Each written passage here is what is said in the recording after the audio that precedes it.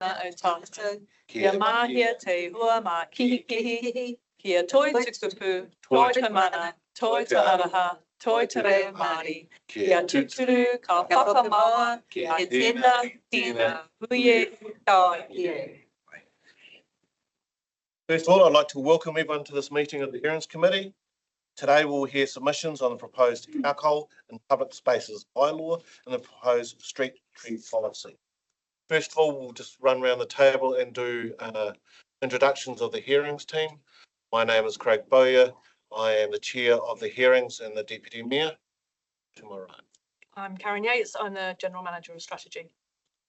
Kia ora, Tyler Ross. Just recently joined on Monday as the group manager for infrastructure. Very nice to meet you. David Holmes, district councillor. Tēnā tātou, tini whetu ki te rangi korangi tāne ki te whenua ko Mahirangi Hollings ahau. Kia ora. Biggs Johnson, Mayor, Masterton. Kia ora, Claire Jordan, Masterton District Council Governance Administrator. Thank you. This morning, just a bit of a run sheet here. This morning we'll run in two parts. First, we will begin with the Alcohol in Public Spaces Bylaw report, being presented by the Senior Policy Advisor, Sophie Bradley. Then the committee will hear from the submitters who wish to be heard on the proposed Alcohol in Public Spaces Bylaw. The committee will then move to the recommendations in the Alcohol in Public Spaces Bylaw report. That part of the hearing will then conclude and we'll move on to the hearing and submitters who wish to be heard on the proposed street tree policy. The street tree policy report will be presented to the committee by Policy Advisor Alice Bird. Following Alice's presentation, the committee will hear from each of the submitters on the proposed street tree policy. Then we will consider the recommendations in the street tree policy report. Once the recommendations have been dealt with, the meeting will close. You'll see from the schedule that we have breaks scheduled at 10:05, 10:55 and 11:20 a.m. The committee will meet again on the 20th of May 2026 to deliberate and make recommendations on the proposed Alcohol in Public Spaces Bylaw and the proposed street tree policy with council to consider at its meeting on the 24th of June 2026. Please let me know if you need to leave early. And just a reminder, the meeting is being recorded and will be put up on the Marsden District's YouTube channel as soon as we learn. And just to clarify, the exits are behind. If there's any issues, please go through the exits and meet in the car park outside. Very much. I now call on members to declare any conflicts of interest they may have in relation to items on the agenda. There are no conflicts. Okay. And apologies. Councillor Lennox is an apology for lateness. She will be going. Okay. I'd like to move the motion that the Robin. Can we put an apology through for Robin, please? So I'd like to move the motion that the Hearings Committee accepts the apology for non-attendance from Robin Patongaroa and lateness for Biggs. Mahari, thank you. Now put the motion which has been moved and seconded. Those in favour, please say aye. Aye. Okay. Those against? The motion is carried. Now we move on to 3.1, reports for decision. The first item on the agenda is a report providing the committee with submissions received in the consultation on the Alcohol in Public Spaces Bylaw, the schedule of those submitters who wish to be heard by council, information relating to the hearings procedure and full set of submissions received. I'll hand over now to Senior Policy Advisor Sophie Bradley to present the report. Thank you, Chair. Tēnā koutou. This report provides you with the submissions we received during the consultation period on the alcohol bylaw. Consultation was open from 25th of February to 20th of March. Copies of the statement of proposal, review findings report and submission form are available from our website on WhatsApp Whakaoriori, from the Customer Service Centre, the Library and the Rooksale Beach Store and House of Point Beach Store during consultation.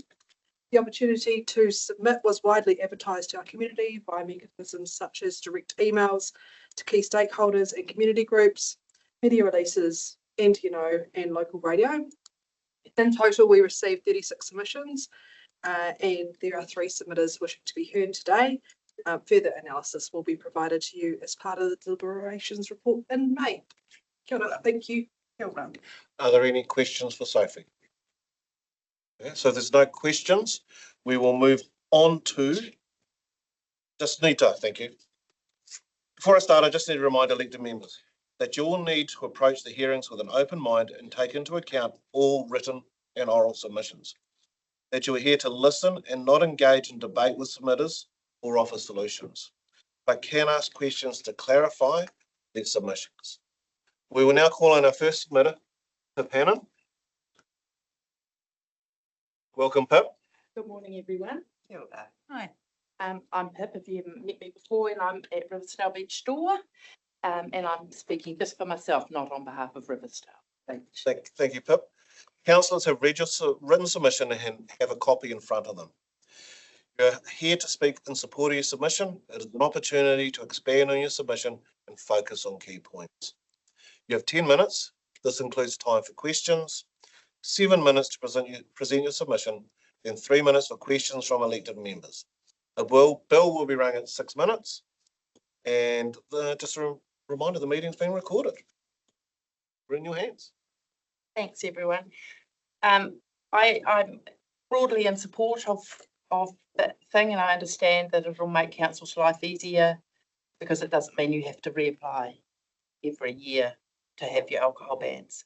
I would ask you to consider removing one of the words, which was the word transport. And I'm thinking about, and I've had experience out there because I was running the shop back in 1996 to 2002. So I've seen the same issues happen year after year. 90% of people aren't the issue, but 100% of people will be affected by the bylaw. So what I'm asking is, if you're thinking about the people who are out at Riversdale and they're catching up with friends and wanting to go to social events, they cannot, under this new bylaw, carry their chili bin down to a friend's house and visit and carry it home again under the bylaw, because it will be illegal for them to transport alcohol in a public place. So that was the angle I was coming from. Over the years of being out there, my experience is that if the police are there, it's a calm night. So it's being proactive rather than reactive. And in latter years, there's been often no police presence. So it's a reactive call to the police when there's an issue. I rang Labour Weekend. I rang the 105 number and asked if they could have a police presence at Labour Weekend, because there was no one there, and I was witnessing majority of the youth are under 18 at Riversdale, because when they're older, they want to go to different places. So that weekend, there were kids riding without helmets, without licenses, and they were drinking and driving because there was no one to pull them up on it, and they knew there was no one to pull them up on. I requested that we could have a police presence. I said, even if it's just from 7 p.m. to 1 p.m, because it's a long weekend, Friday and Saturday, often that keeps the kids calm, and they can take care of kids who are over intoxicated. So that was my thing. If you've got a bylaw, you need to have the police there. If you've got the police there, you have much less issues, a police presence. And I know that's not council's responsibility, and I guess police resources aren't necessarily available. But my experience is, if you have a police presence, there's much less use, much less issue. So it was just considering the great percentage of the people who are on holiday out there, that they aren't completely affected by the bylaw not being able to walk, because they obviously don't want to drink and drive. They want to walk to their friends' houses and be able to carry alcohol without it being, against the law. But that was all I wanted to say. Any questions? David? Pip, thank you. Pip, could you just roughly tell us how many people are there at New Year, Easter and Labour Weekend? Because the population just... Yeah, so the Easter, Labour Weekend and the cluster days, sort of 30th to the 2nd, are the peak times at Riversdale. So majority of families. Labour Weekend seems to be a celebration time for that year 13 group that come out. And yeah, like I say, if you have a police presence there, it's calmer. Yeah, it doesn't accelerate. And reactive is, and I've seen lots of reactive situations over the years, and it's the same time. I don't know the population, No. here, David, not, you know, it's a, From memory, it's around about New Year's Eve's about 7,000. no. Well, that was what they worked on when we did the sewerage thing. I think the Right. whole thing increased. I- It's relevant anyway. Yeah, I went to put a band on this New Year's Eve because again, young ones are just looking for something to do. That's my experience. They and I had organised a band to play on the deck this New Year's Eve, and unfortunately, they set up at 1 o'clock ready to go, and then we had a huge shower of rain, and their mixer got wet. Like they had covered everything, but their mixer got wet, and it was too expensive. Did the police arrive when you rang? Police are always there for New Year. Yeah, it's the Labour weekend that seems to be. Thanks. Hey, but I tried to find the word transport that you were talking about in the document. Do you have what actual page it's on? And the other question I had is, would it be very hard to monitor though? Because if you've got adults walking around with chili bins and then you've got kids. Well, I mean, just think about it. If you were going, I understand. you get what I'm saying. They're walking, they're carrying a bottle of wine and some beers down to their But what neighbour. I'm saying is though, that to my mind, there's either a ban or there isn't a ban. Which I get that, but that's like a sledgehammer. Yeah, I understand. And all you're doing is trying to stop the young ones from getting pissed and causing a ruckus. I understand the inconvenience of it. I'm just interested when we come to deliberations, how they might Police that. yeah, or change documentation. Did you get what page that was on? It was in the, We can, It- we can. here, provide- so look at page 4, alcohol-free zone means a public place determined under this bylaw in which the consumption, possession or transport of alcohol is prohibited. Page 4. Page 4. Okay, thanks. We can provide some commentary around that. Yeah, Gaines process. okay, thank you. Any further questions? Thank you very much for your time. The committee will meet again on the 20th of May to deliberate and will make recommendations on the proposed alcohol and public space bylaw for council to consider at its meeting on the 24th of June, 2026. Thanks. Okay, go. Thanks for that. We have a team. See ya. Thank you. The next submittal will be via Teams.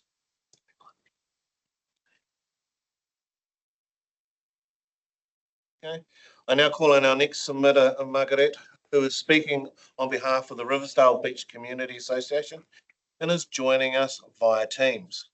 Welcome, Margaret. Welcome. Yeah, thank you for having me. Good morning. It's a beautiful day here at the beach. So, do you want me to start? Is that all right? Councillors have read your written submission and have a copy in front of them. You are to speak in support of your submission. It is an opportunity to expand on your submission and focus on key points. You have 10 minutes. This includes time for questions, 7 minutes to present your submission, then 3 minutes for questions from elected members. A bell will be rung at 6 minutes. The meeting is also being recorded. Okay, we're now in your hands. All right. Good morning. My name is Margaret Williams, and I am indeed the chairperson for the Riversdale Beach Community Association. Alcohol bans on holiday weekends like Labour weekend, New Year's Eve, and hopefully Easter at some stage will help our Riversdale Beach community to keep them safe and enjoyable for everyone. Long weekends do see a spike in alcohol-related harm and poor behaviour due to large crowds, really, and festive drinking, bless them. So limiting alcohol availability does create a safer public space for families and visitors and hopefully reduces antisocial behaviour. So many alcohol-related crimes happen late at night, public gatherings, and having alcohol bans location specific will help that there's fewer fights, vandalism, you name it. So it's a practical step and it improves public safety and maybe perceptions of safety too. But most of all, that Riversdale Beach remains welcoming and a safe place.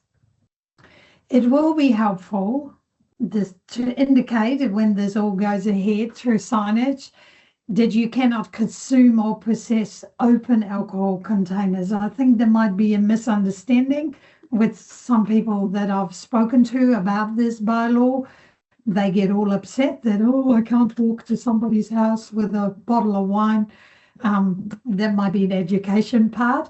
So, in short, we, the Riversdale Beach Community Association, support the council adoption of the alcohol bylaw to become permanent for these long weekends or New Year's Eve, and that in turn will support the Riversdale Beach community. And that's it. We look forward that the council does the right thing. Here we go. Thank you, Margaret. Any questions from the committee? Kia ora, Margaret. Sorry, Mahirangi Hollings from Rangitane. You've mentioned a couple of times the increase in alcohol harm. Where did you get your statistical information from for that, or is it qualitative only? No, well, it's really simple, really. I only have to look outside my window. So I live in Riversdale with another 260 odd residents.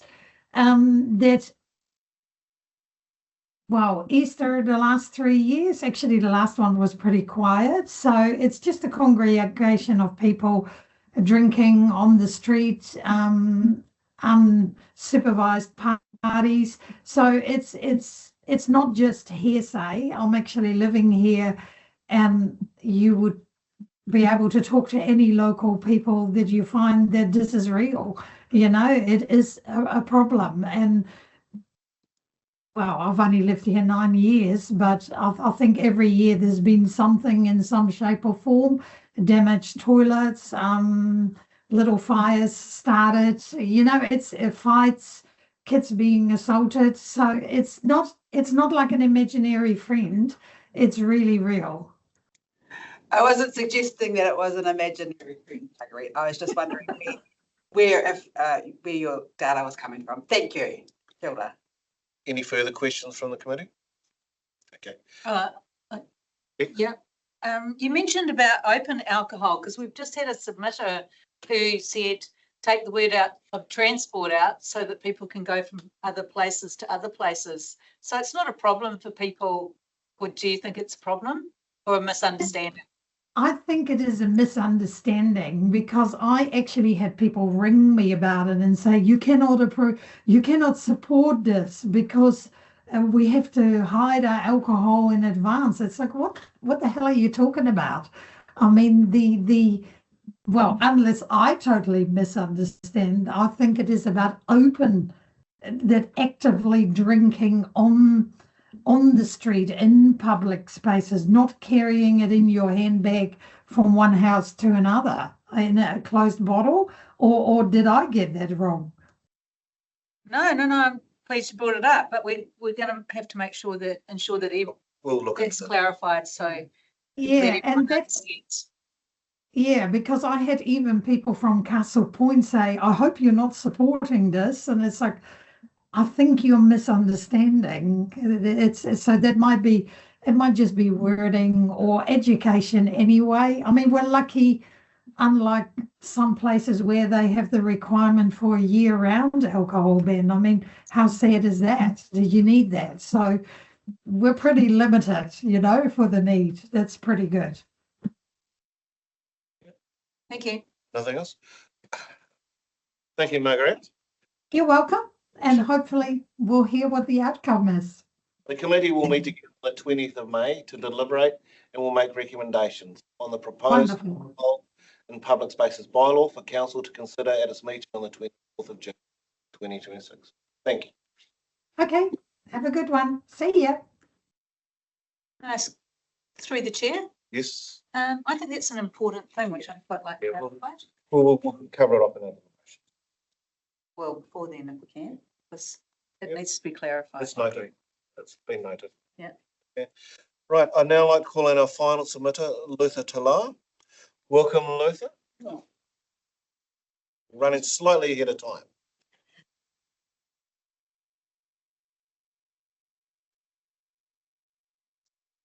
Councillors have read your written submission and have a copy in front of them. You are to speak in support of your submission. It is an opportunity to expand on your submission and focus on key points. You have 10 minutes. This includes time for questions, 7 minutes to present your submission, then 3 minutes for questions from elected members. A bill will be run at 6 minutes.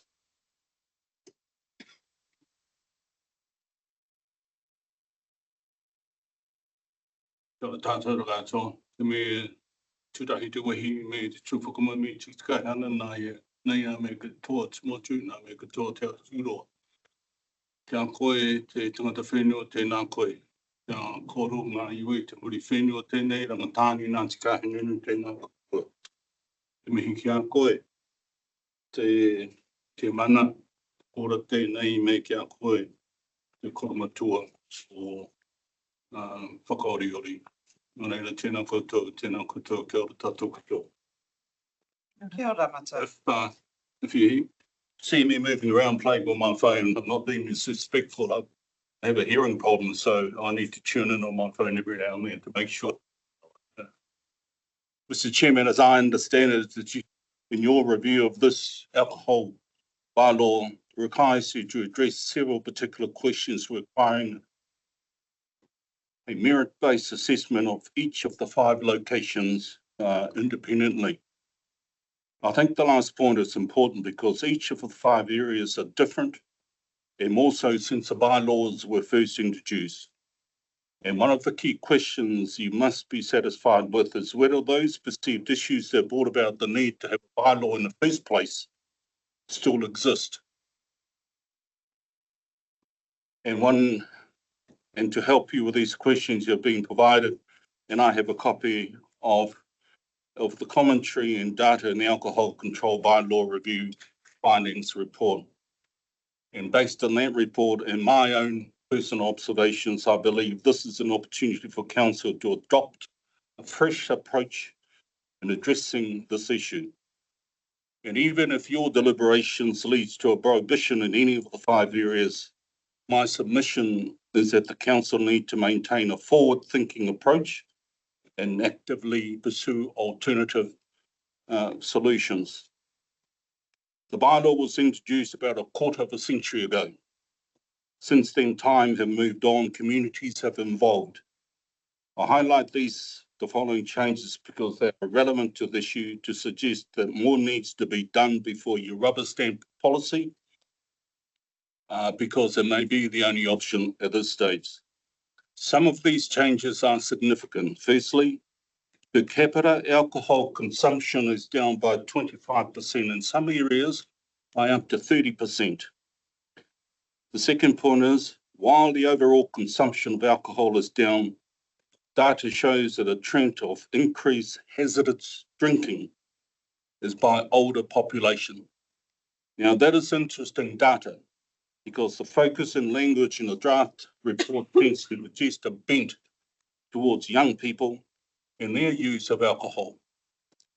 Further, if the prohibition reflects the wider community's concerns about youth and alcohol abuse, particularly in the 2 coastal areas, maybe it would have been of value to consult them directly during the consultation process, either through your youth council or through any other youth group. The next point is there is a strong cultural shift towards moderation and responsible use of alcohol. And for some of us, if you're old enough, and to be frank and honest, we only need to reflect on our own attitude towards our alcohol abuse at our time relative to those of our own children, and in turn relative to those who are blessed with mokopuna, our teenage grandchildren, and their attitude towards alcohol. There is a clear evidence there is a decrease in alcohol consumption amongst young people, and those who do are drinking less recklessly. And I think that's again worth of note. The alcohol industry has generally prioritised community well-being monitor consumption over volume-based sales and profit. And the last point I want to make is that low and non-alcohol drinks are now becoming more popular with young people. The comments I provide because after reading the review policy, and I acknowledge those who took time to prepare it, I'm left with a sense that young people are responsible for all the alcohol-related issues necessitating the need for the prohibition policy in the first place. And secondly, that every alcohol-related incident that occurs anywhere is somehow linked to alcohol being used or dealt with in the alcohol-free areas. There is, of course, a place for prohibition. However, there must be a pool of sufficient and credible data to justify it. My own observations of Casa Point since the prohibition have been in place is that there has been a decrease in silly behaviour over time. And I challenge the assumption in the report suggesting that the reduction is attributed to prohibition. There are many other factors to consider, including some of those that I have just mentioned. I question how much weight that ought to be given to the data that is 10 years old to justify the continuation of a prohibition and ban. And I also referenced the data to report in the report outlining that between 2020 and 2024, there were 4 alcohol-related harms incidents in Casa Point. While one will always be one too many in everybody's case, I struggle to accept that this once-a-year incident, even if they all 4 took place at the same time during the prohibition times, that these would justify the need for a ban. So I do have some concerns about quantifying and interpreting the data outlined in the report. For an example, there is every chance that some of the police data could be for breaching the ban. These are more administrative issues rather than actually dealing with alcohol as a problem. I am concerned because the review report suggests that because the original ban were an effective tool for all those years ago, a quarter of a century ago, we should just continue with business as usual. History has taught us that extra care and due diligence is required if we use prohibition as a tool for moderating people's behaviour, particularly with a commodity that is otherwise freely available to the vast community. While there will always be elements who will see a ban as an opportunity to challenge authority, the perception of and magnitude of their breaches must be weighed against that it overrides the ability of the bulk of the community to move freely in the public area without constant monitoring. Mr. Chair, to conclude my brief comments, the world, New Zealand and our backyard has moved on. The world has changed, and what bylaws the council adopts, if it deems it necessary, must be relevant and current. Relying on past assumption would be detrimental to your deliberation. I suggest strongly that this review affords the council an ideal opportunity to examine alternatives against the evolving environment of today, rather than rubber stamping a most readily available option. Mr. Chairman, thank you for the opportunity, and I welcome any questions that you may have. Luther, just before we go to questions, are you able to leave a copy of that report you've got with you? Can you leave a copy of it? The report? Yes, most certainly. Thank you. Any questions from the committee? Luther, there are no questions. So the committee will meet again on the 20th of May to deliberate and will make recommendations on the proposed alcohol in public places bylaw for council to consider at its meeting on the 24th of June 2026. Thank you. Kia ora mata.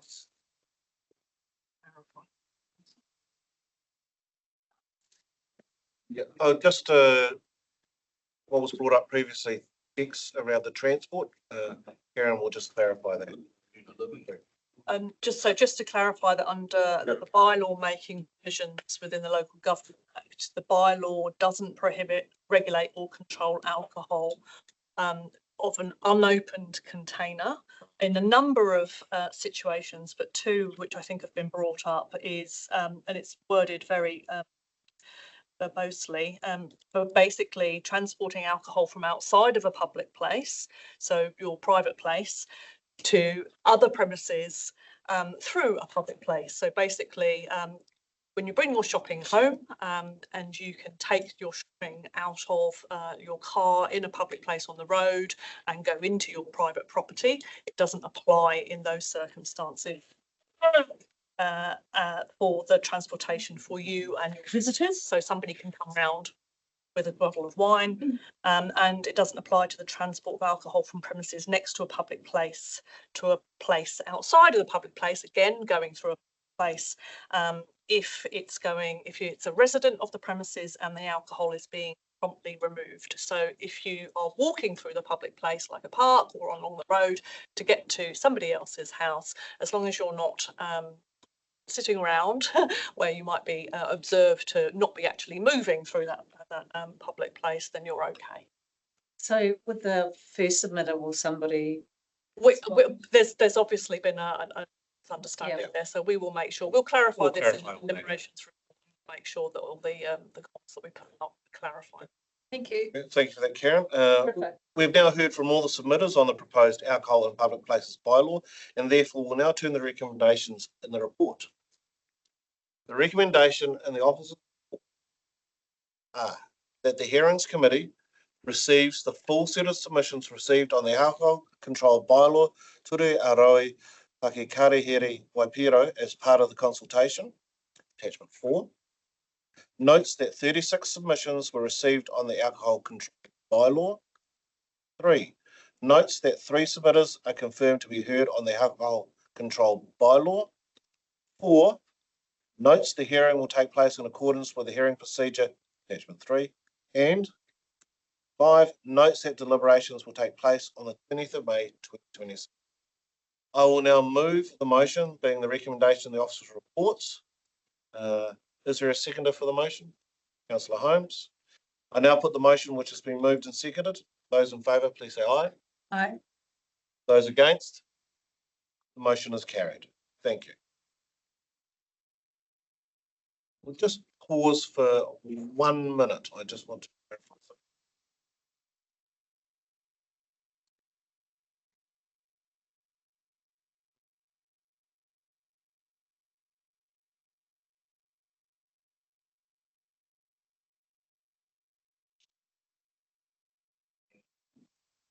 Numbers. Memory of 7,000. No, talk later. Okay. Yes. Yep.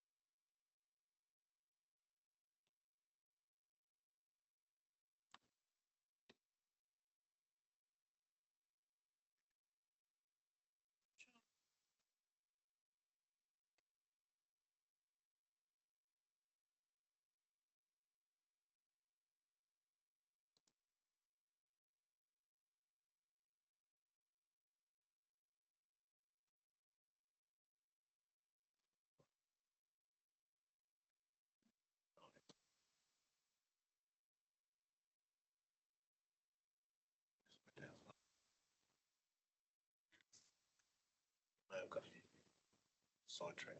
My fault. That's the problem. Yeah, come back.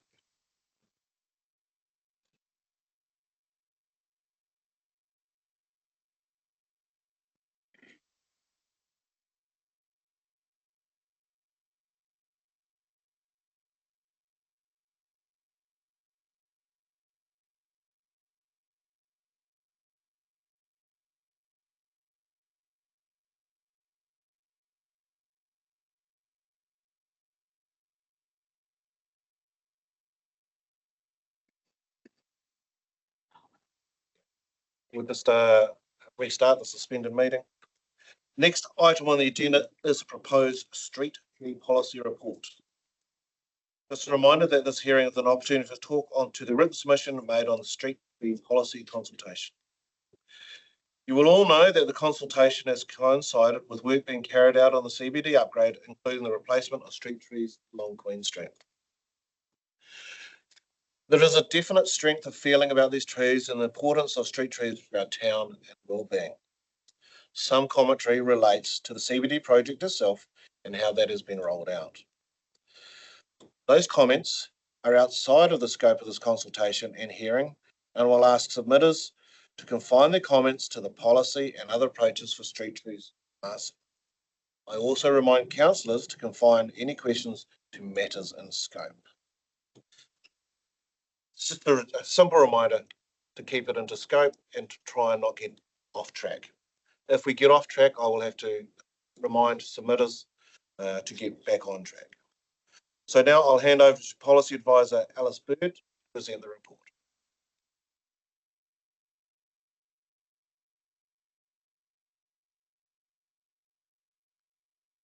Thank you, Chair. This report provides you with the submissions received during the consultation on the street tree policy. Consultation was open from the 25th of February until the 25th of March. The opportunity to submit was widely advertised to our community via mechanisms such as direct emails to key stakeholders and community groups, media releases, antenno, local radio, and targeted mail drops. In total, 74 submissions were received, with 16 of those submitters indicating they wish to be heard at the hearing today. Further analysis will be provided as part of the deliberations report in May. Thank you. Are there any questions for Alice? Okay, thank you. Before I just need to remind elected members that you need to approach the hearings with an open mind and take into account all written and oral submissions. That you are here to listen and not engage in debate with submitters or offer solutions, but can ask questions to clarify. I will now call on our first submitter, George Tulloch, page 82 of the agenda. Welcome, George.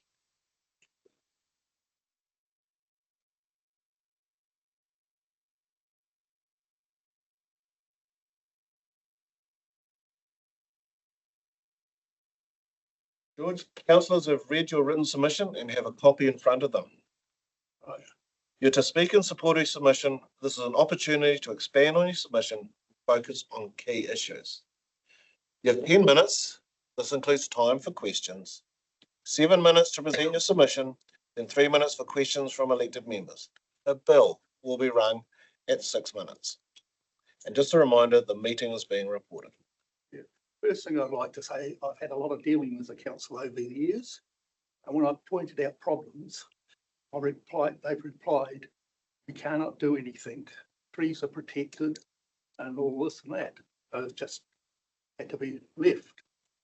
Problems have crept up since. And I've seen some real big problems with the trees. One night there, it was 5 o'clock and I was waiting for my wife to come home and the hanger crash. What the heck's that? And I rushed down and the furniture removal truck was going down Parnell Street and the branch ripped the back of the canopy off the truck halfway off. Oh, well, what do I do here? So I had to go and shut something down. And when I went out, there was 3 policemen came up in a car. They got out, went and talked to the driver and that. I thought, oh, this will all sort itself out. And I stayed there for a while. And the police got in the car, took off. The guy got out of the cab, rang. Car came and picked him, took off. So it was going on. Next day, it was Saturday, about lunchtime. I went outside and all the cars coming down Parnell Street towards Reynolds Street, they were stopping, jumping out the car, taking photos. This lady stopped and jumped out the car to take a photo. The car behind her just about ran into her, swerved around and just missed running her over. I thought, oh, this is crazy. Something's got to happen. So I went down to the police station and I had a big problem down there. They didn't want to know. They said it'll all be taken care of. The police have got it all sorted out. But I persisted and persisted. In the end, they came up and had a look. As soon as they saw what was going on, They were on the phone and we got the truck and everything pulled away. But from what I understand, in a case like that, that truck could have stayed there for a few days. And that wasn't good. So anyway, on the Monday, I rang up the council and told them, and they sent someone up and had a look. And they came up a few days later to trim off the trees. But we've also got a problem too. By my place, there's a creek runs down that takes all the storm water from Essex Street, runs into it. And with this tree, we're having a problem with at present. It could block up a drain that could stop this water going, and we'll have flooding everywhere. Because people I was talking to, they're saying we're getting flooding now up the, with all the wind and the rain getting heavier, things are just going to get worse.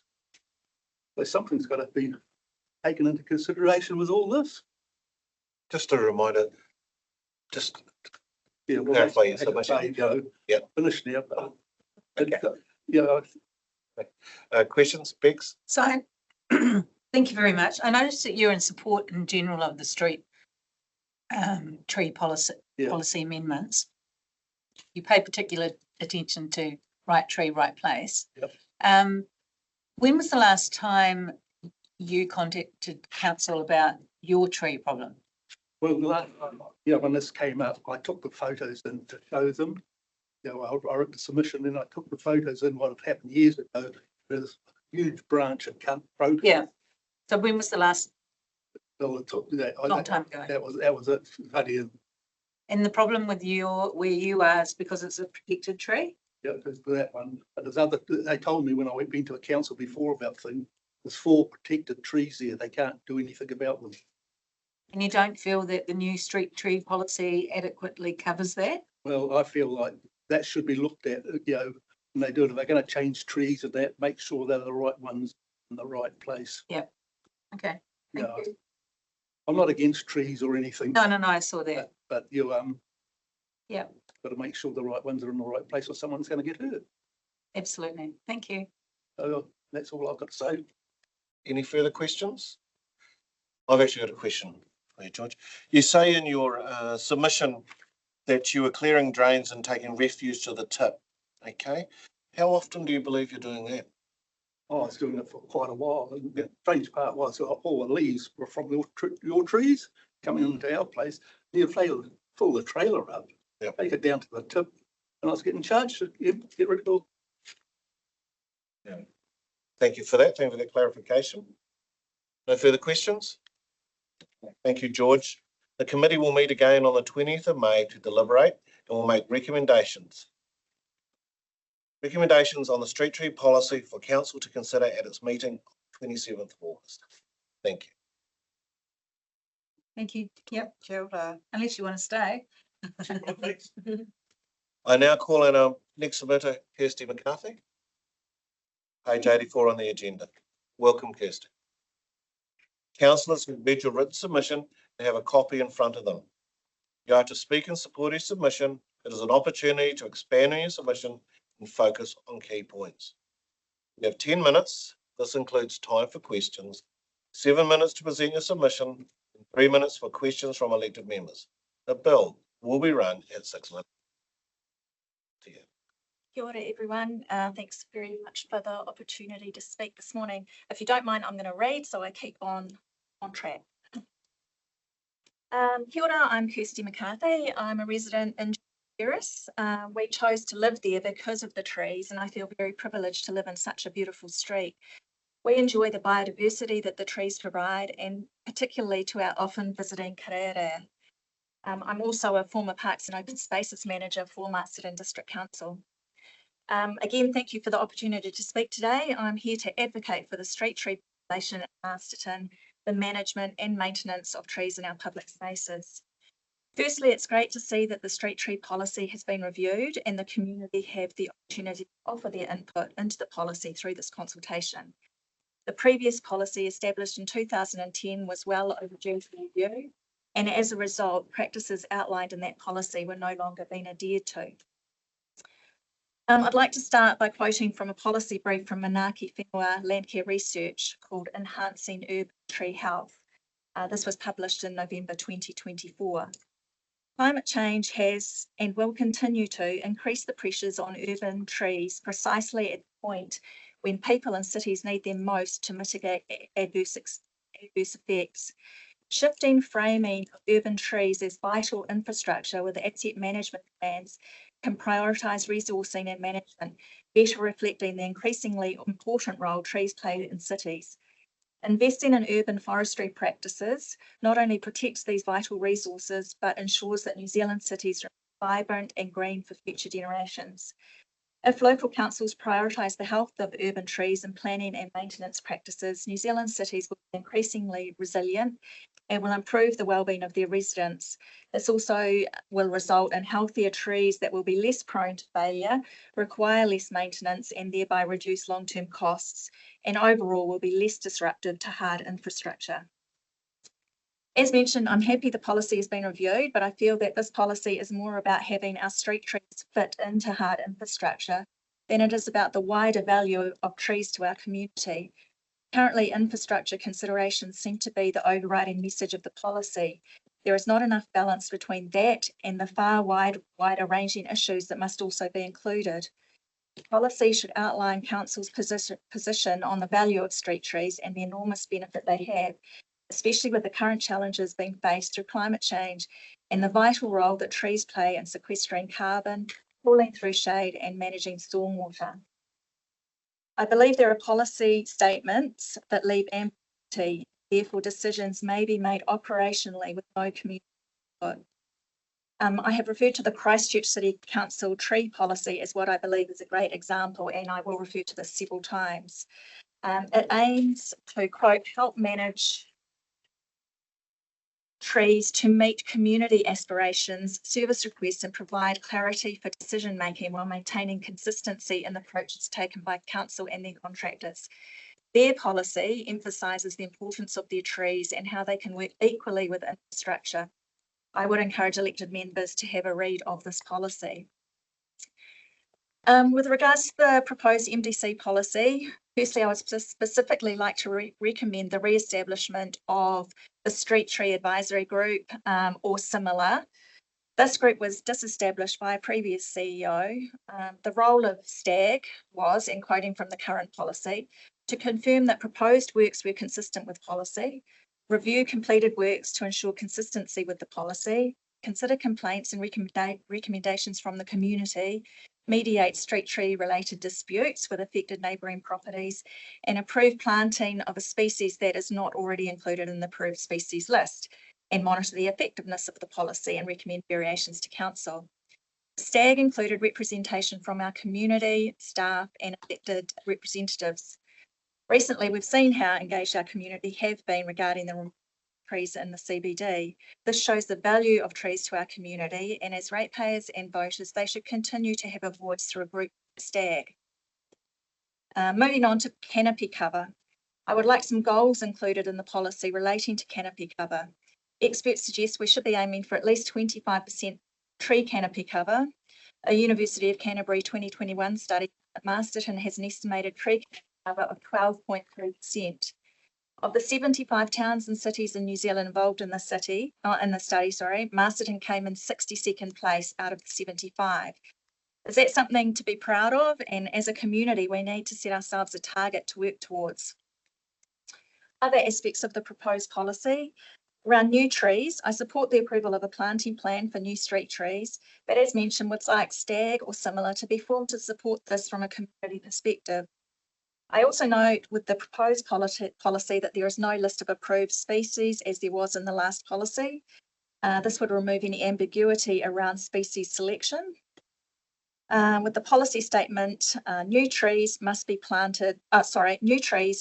be planted under overhead utility lines. I would like to see suitable replacement trees planted.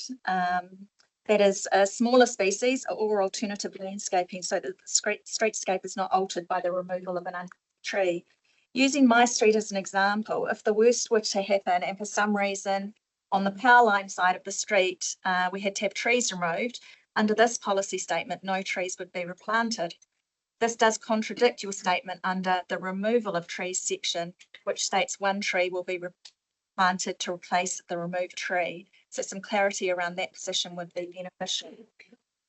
Policy statement, the council maintains a register of street trees, location, condition and plan maintenance. I believe there should be a published asset register available on the council website, including maintenance programs with timings. I also ask that council include in this policy the implementation of a recognised system for valuing our trees.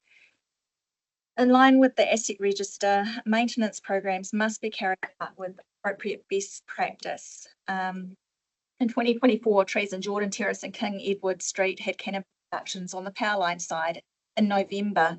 Heavy pruning following the spring growth flush is not good practice, and as a result, the trees suffered badly.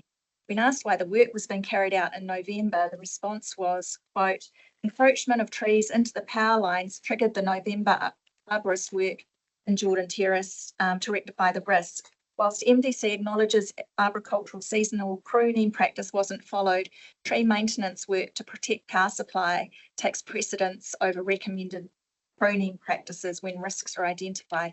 So I just ask that maintenance programs are scheduled at the appropriate time because we all know when spring is. You'll be interested to know that Christchurch avoids pollarding when possible and has in many streets stopped the practice by working with lines companies to bundle lines. And this approach is actually included in the policy. I've noticed a gradual shift change around town to an increased practice of pollarding. It would be good to have a council position on that. I'm pleased to see that the council is committed to retaining existing street trees. However, with regard... Unfortunately, our bill has suffered a malfunction, and so you've got approximately about 30 seconds left to speak. Oh, okay. Sorry, okay, I'll just quickly go on to key points. With regard to damage to infrastructure, council needs to commit to investigating alternative solutions to ensure that we can have street trees that exist alongside infrastructure. 2 years ago, I witnessed the destruction of 10 75-year-old liquid ambers in King Edward Street, less than 50 metres from my own house, and I had no idea it was happening until I walked past the arborists at work. Yes, immediate neighbours had been informed by letter drop, but the wider neighbourhood did know nothing about it, and they valued those trees just as much. In my mind, this was at least deserving of a chance for a decent face-to-face community meeting with who was making these decisions and why prior to the chancellors coming out. So what I'm saying is I don't believe there was any governance input to that course of action. I questioned what alternatives to removal had been considered and was told they were looked at, but they were not cost effective. High maintenance requirements, just a comment there around removal of trees that have high maintenance requirements, e.g. leaf litter. That's subjective. What is too much leaf litter? Who makes that decision? And how is too much measured?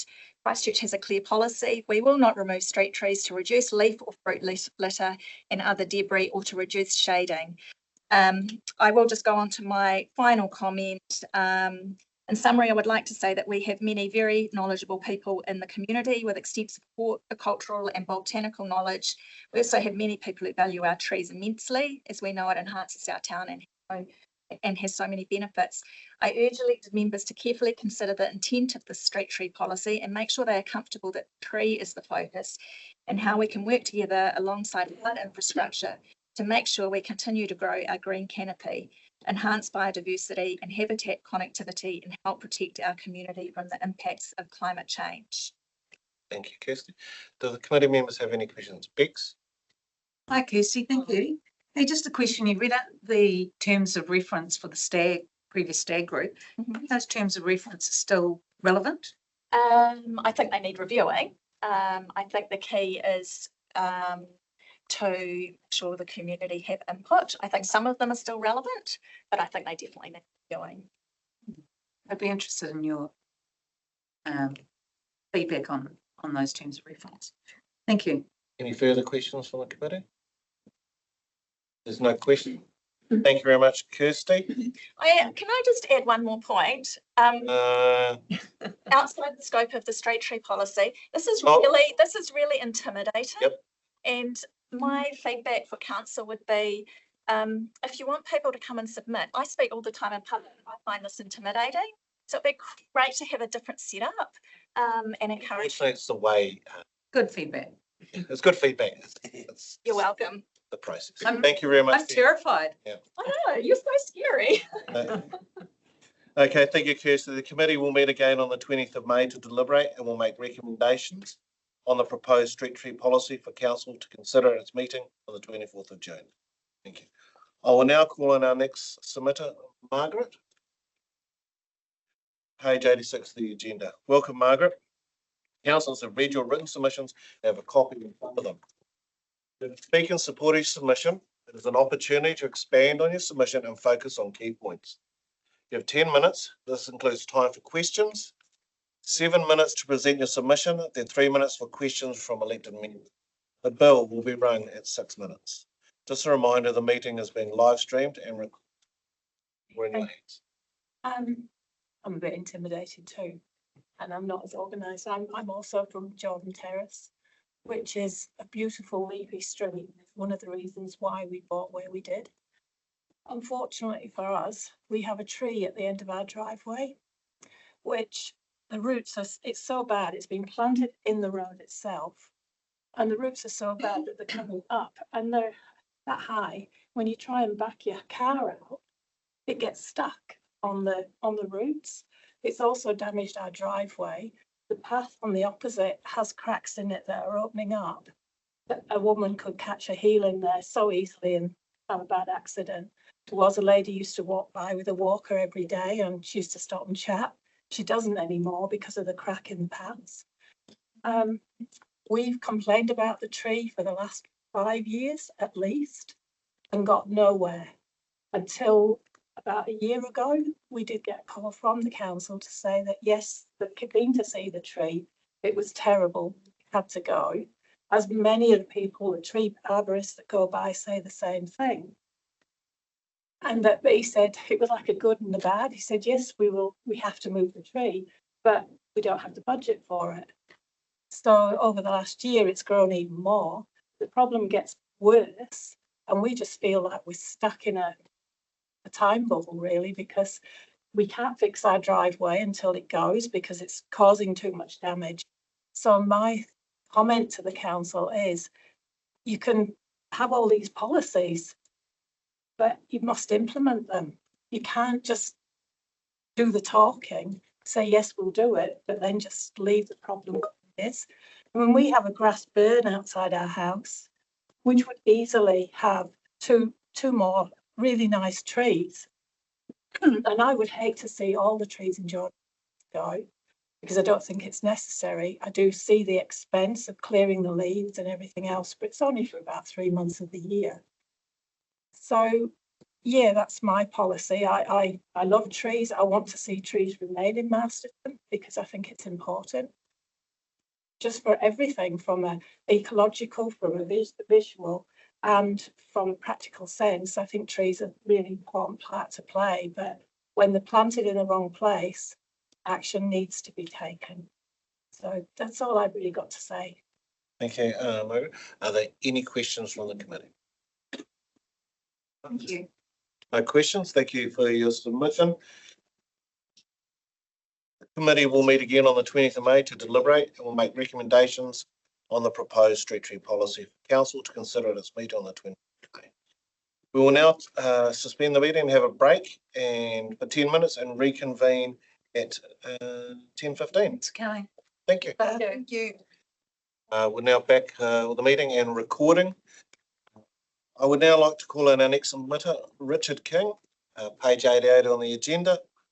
Welcome, Richard. Councillors have read your written submission and have a copy in front of them. Yet to speak in support of your submission, it is an opportunity to expand on your submission and focus on key points. You have 10 minutes. This includes time for questions, 7 minutes to present your submission, then 3 minutes for questions from elected members. The bill will be run at 6 minutes. Just a reminder, the meeting is being recorded. We're in your hands. Awesome, thank you. Okay, so you've read my my submission in regards to, it's mainly about the, well, in regards to the tree policy. I think it does need updating. Some of the trees around Marston have been left way too long and are now getting out of control. I've given you photos as examples of all the cracks in the roads.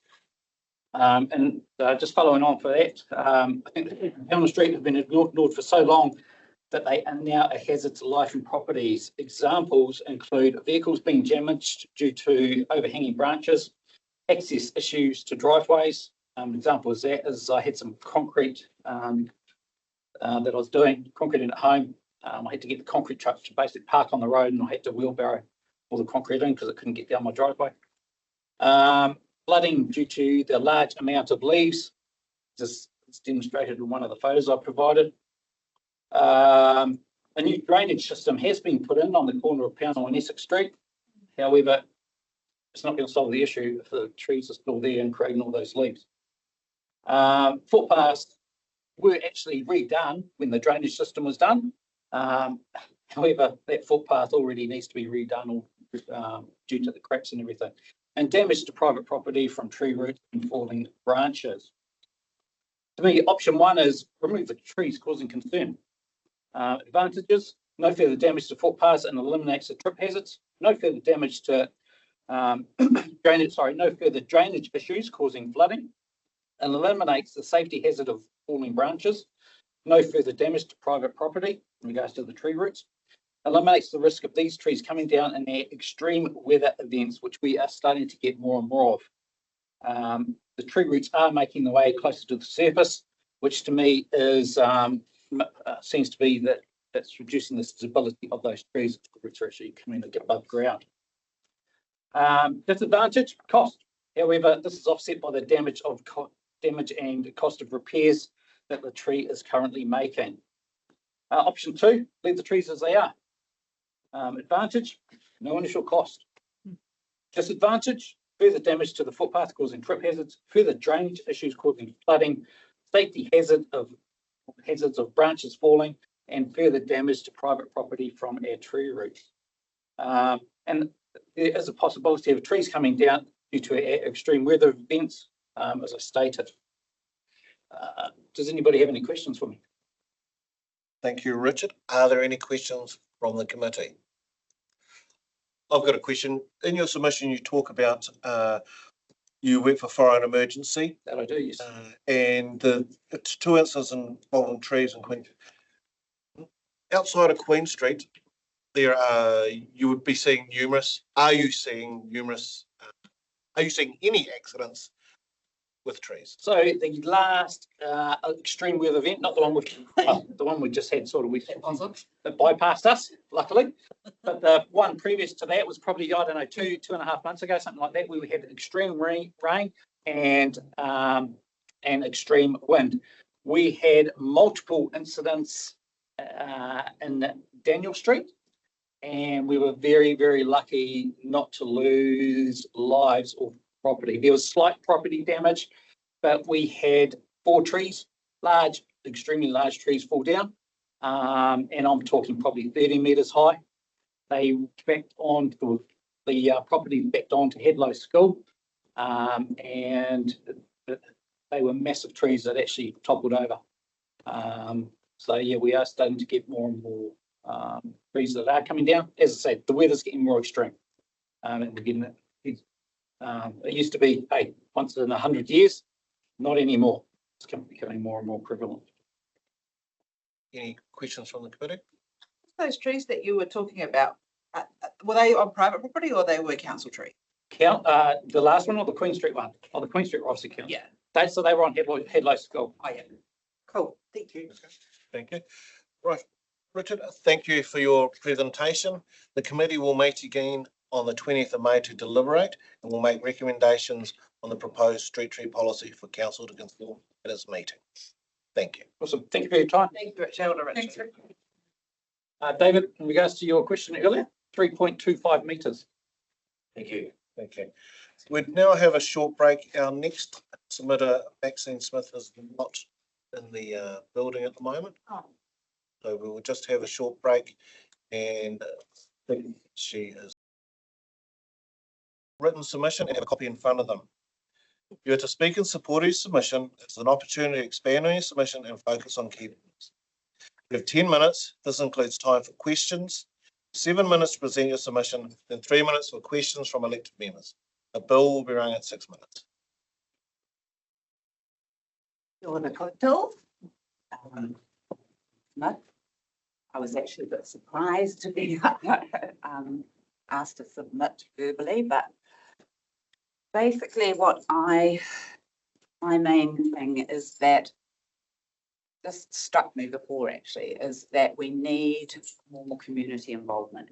I know the regional council probably, I don't know, be a liaison person, but it would make any project more viable if you involve community, and that involves schools as well, especially high schools. Anyway, yes, so I just always feel a bit sad when I walk alongside our rivers. There's no native tree plantings. We did, Sam and Janine and I did a small area up the Waipoa River. And I think they could get some help with the clearing, but I would just like to see so many more native trees planted and in Henley Bay as well, which I know I don't probably not part of the regional council. Is it? Anyway, so I would just like to see, as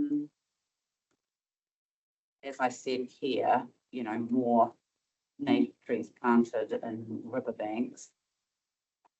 And, you know, whether that could be done accessing, whether there is community environmental funds that can be accessed. I don't know about that personally. And there's also a Trees for Survival charitable trust, which I was just reading up about. So, and I suppose, yeah, I'm thinking now you're the regional council, so some of this is not really applicable. Are we talking about trees outside? No, we've. Street tree policy. Oh, yeah, the street. Street tree policy. Okay. Yeah. Yeah, so as far as street trees go, I would like to see, you know, trees that obviously do not need a lot of maintenance, like up my street, Victoria Street, those cherry trees aren't being maintained by the council, so they're not doing very well. The one outside my place, and I do try. So if trees are going to be planted, they need to be maintained. I personally think they need to be useful as well, because I see that in the future we're going to actually need food producing trees, and I know that I've talked to council before and I've said no, we can't do that, it's messy, blah blah blah blah. But then nut trees, I see them as a viable option if fruit trees can't be planted in the berms and wherever these need to be planted or would like to be planted. And also in that aspect is engaging people in the streets to look after the trees as well. Like I'm happy to, but I know there's a lot of people that would just, you know, aren't. So that's fine. But engaging the community in the planting of the trees and engaging them to help look after the trees, especially if the council aren't going to, as a street. Yeah, so that's really all I've got to say. Thank you. Thank you, Maxine. Just before we get any questions from the committee on Maxine's submission? Thanks, Maxine. Yep. Just a question, you mentioned about council not maintaining the cherry trees. Yeah. Have they ever? No. They did remove those wire cages around them. There were quite big wire cages around them, and but they haven't come, because what happens is all the shoots come out the side. So they, and I do go around and try and get most of them off up the road, but yeah, they haven't. When were the cages removed? Would be 2 years ago now. Okay. I guess they felt they were big enough and strong enough to not be vandalised. Yep. Yeah. Okay. Awesome. Thank you. Okay. Thank you. Thank you. Thank you, Maxine. The committee will meet again on the 20th of May to deliberate We'll make recommendations on the proposed street tree policy for council to consider at this meeting in June. We'll now move on to our next submitter, Leslie Marsh. Leslie, councillors have written your submission and have a copy in front of them. You are to speak in support of your submission. It is an opportunity to expand on your submission and focus on key points. You have 10 minutes. This includes time for questions, 7 minutes to present your submission, and 3 minutes for questions from elected members. The bill will be running at 6 minutes. Just a reminder, the meeting is being recorded. Thank you. Good morning. I wasn't even quite sure who I'd be presenting to today, so it's good to see we've got some heavyweights here listening to what people have got to say. And I just want to start by saying I appreciate for the council and the council workers that this is a contentious issue. And flicking through everybody else's submissions, it was quite clear there are huge diverse opinions, and that to wade through those to get some sort of consensus that the community don't grumble about is probably near impossible. But anyway, I would like to have my say, and I think having had a bit of experience, as you will see in my submission, liaising with one of your council employees over trees in our own street, it's quite clear it is hard for the public when they do have issues to actually find who to talk to, anyone who's prepared to actually come and talk to you face to face, which is what some of us living up in Cody Crescent had suggested. Anyway, getting back to general tree policy, I support that we need a new tree policy. I gather somewhere there is a preferred tree list sitting in archives somewhere. No one seems to know where it is or who put it together, whether there was community consultation for that. I don't believe we should be relying totally on native trees. If you look at native trees, they're there to be planted within groupings and not necessarily as specimen trees. I think probably the only ones that have been used are kowhais, but I think we want a bit more variety than just kowhais around town. And I think we need to be mindful that we also have European heritage. Some of those beautiful European trees really do enhance our environment. So I'm very supportive of native plantings, but only groupings really. We have Manuka bush obviously on our back doorstep, which is fantastic. And certainly that enhances bird life around our district.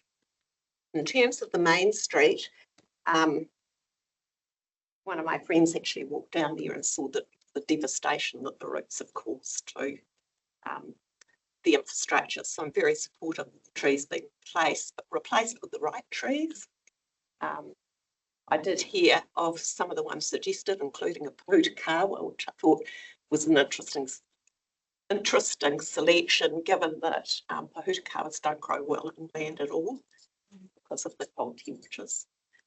So I would like to see more trees in the main street, but the appropriate trees, perhaps something, even though it creates work that loses its leaves, so it's not making it dark and dismal in winter, but lovely canopy in summer.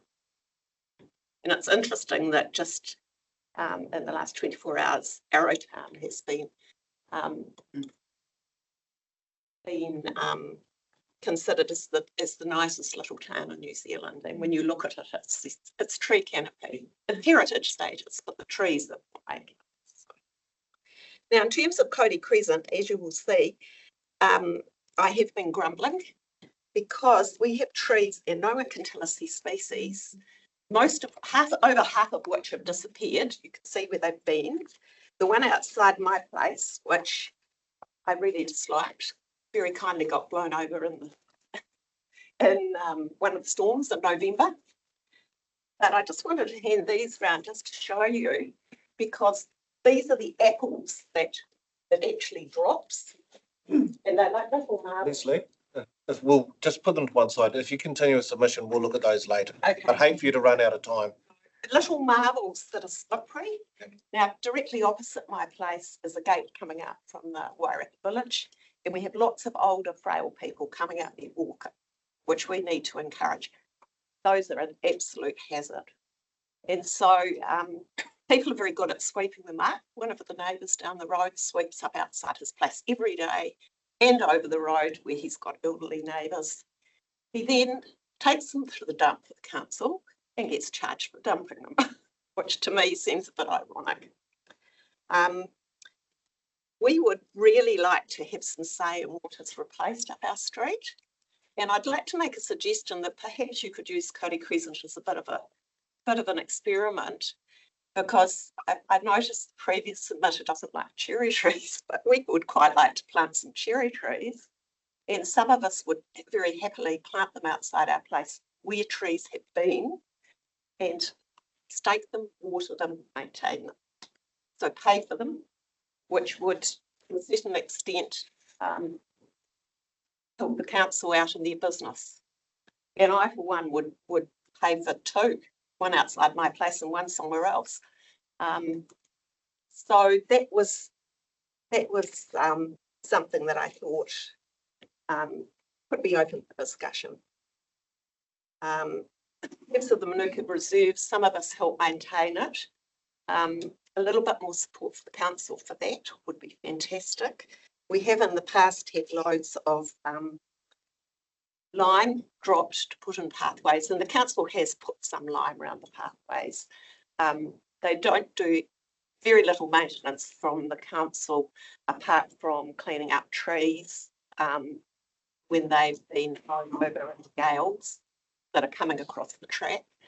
A couple of times they've dropped off a bit of bark, which would be fantastic to have a bit of bark up there too that we can spread. Thank you. Okay, thank you very much for your submission. Are there any questions from the committee? Thanks. Yeah, thanks, Leslie. It's amazing that we can identify what those trees are up there. You know, the ones that are dropping. That's staggers me. But the question, where did you hear that we were considering Pukawa? Oh, I can't tell you that. Oh, no, because I don't. That's not correct. Okay, that's yeah. Most of what you hear about council is not correct.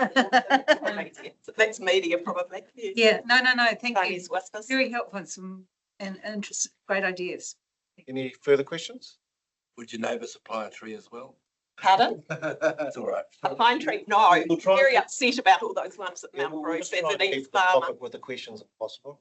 Okay. The group you mentioned in your question, grouping of natives. Can you explain why you believe that is the best way for natives to be done? I don't think natives is a good specimen. For example, I love natives. I love trees generally, and I'll happily live with leaves and clean them up. So I'm not a tree hater by any manner. But those trees are not suitable. And it was interesting that the one that blew over at my place, even though it was a big tree, had a very small root system supporting it. And I suspect some of the others will go eventually because they're on a lean. Okay. I think natives and groupings are nice. So, for example, if you put 3 or 4 lancewoods together, they look fantastic. One lancewood on its own, perhaps, it's neither here nor there.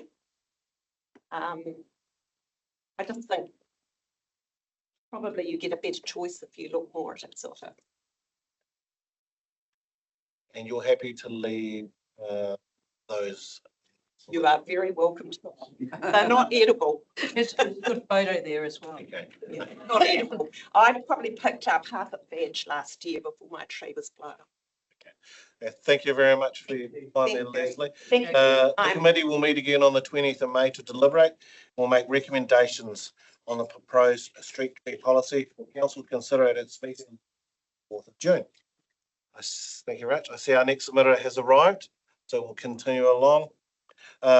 Welcome, Chris Gollins. Councillors have read your written submission and have a copy in front of them.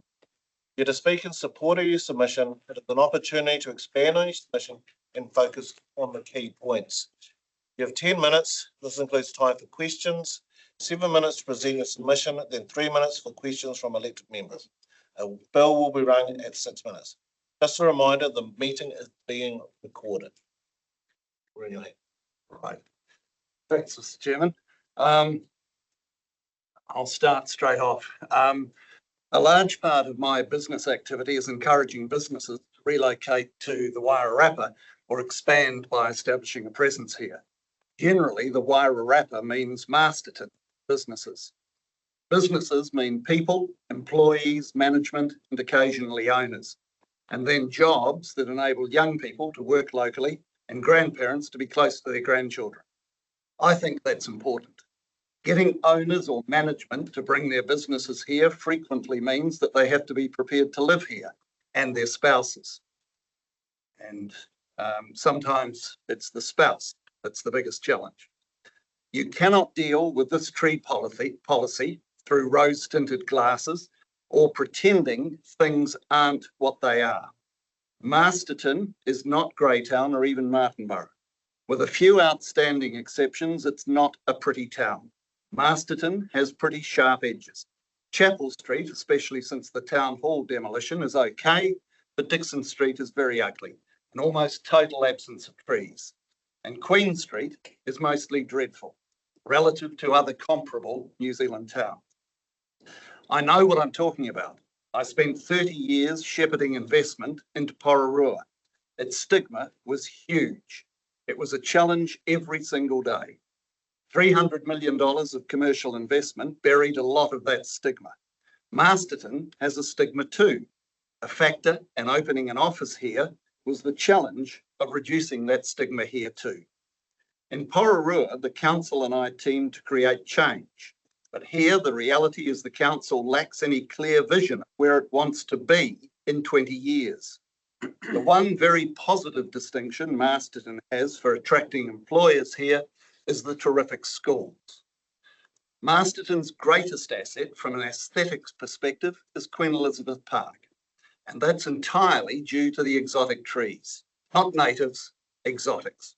The substantial deciduous trees that bring colour to the otherwise drab landscapes.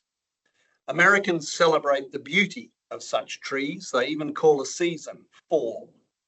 But now today we're debating a tree policy that wants to prioritise natives, to reflect local identity and cultural significance.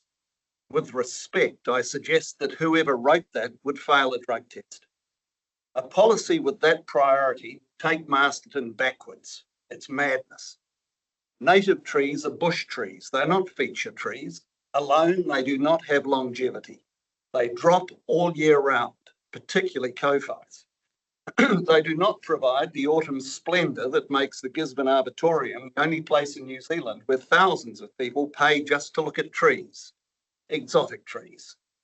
The proposed policy is actually contradictory. It refers to trees providing adequate shade. Very few natives achieve that. I've recently been asked to assist Carterton reinvigorate its town centre. It's a huge challenge. Apart from some magnificent trees at Memorial Square, the Carterton town centre is devoid of trees. It's a sow's ear.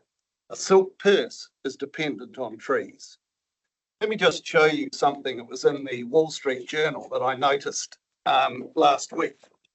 There's a former eBay CEO, Meg Whitman, listing her California ranch for $18.5 million.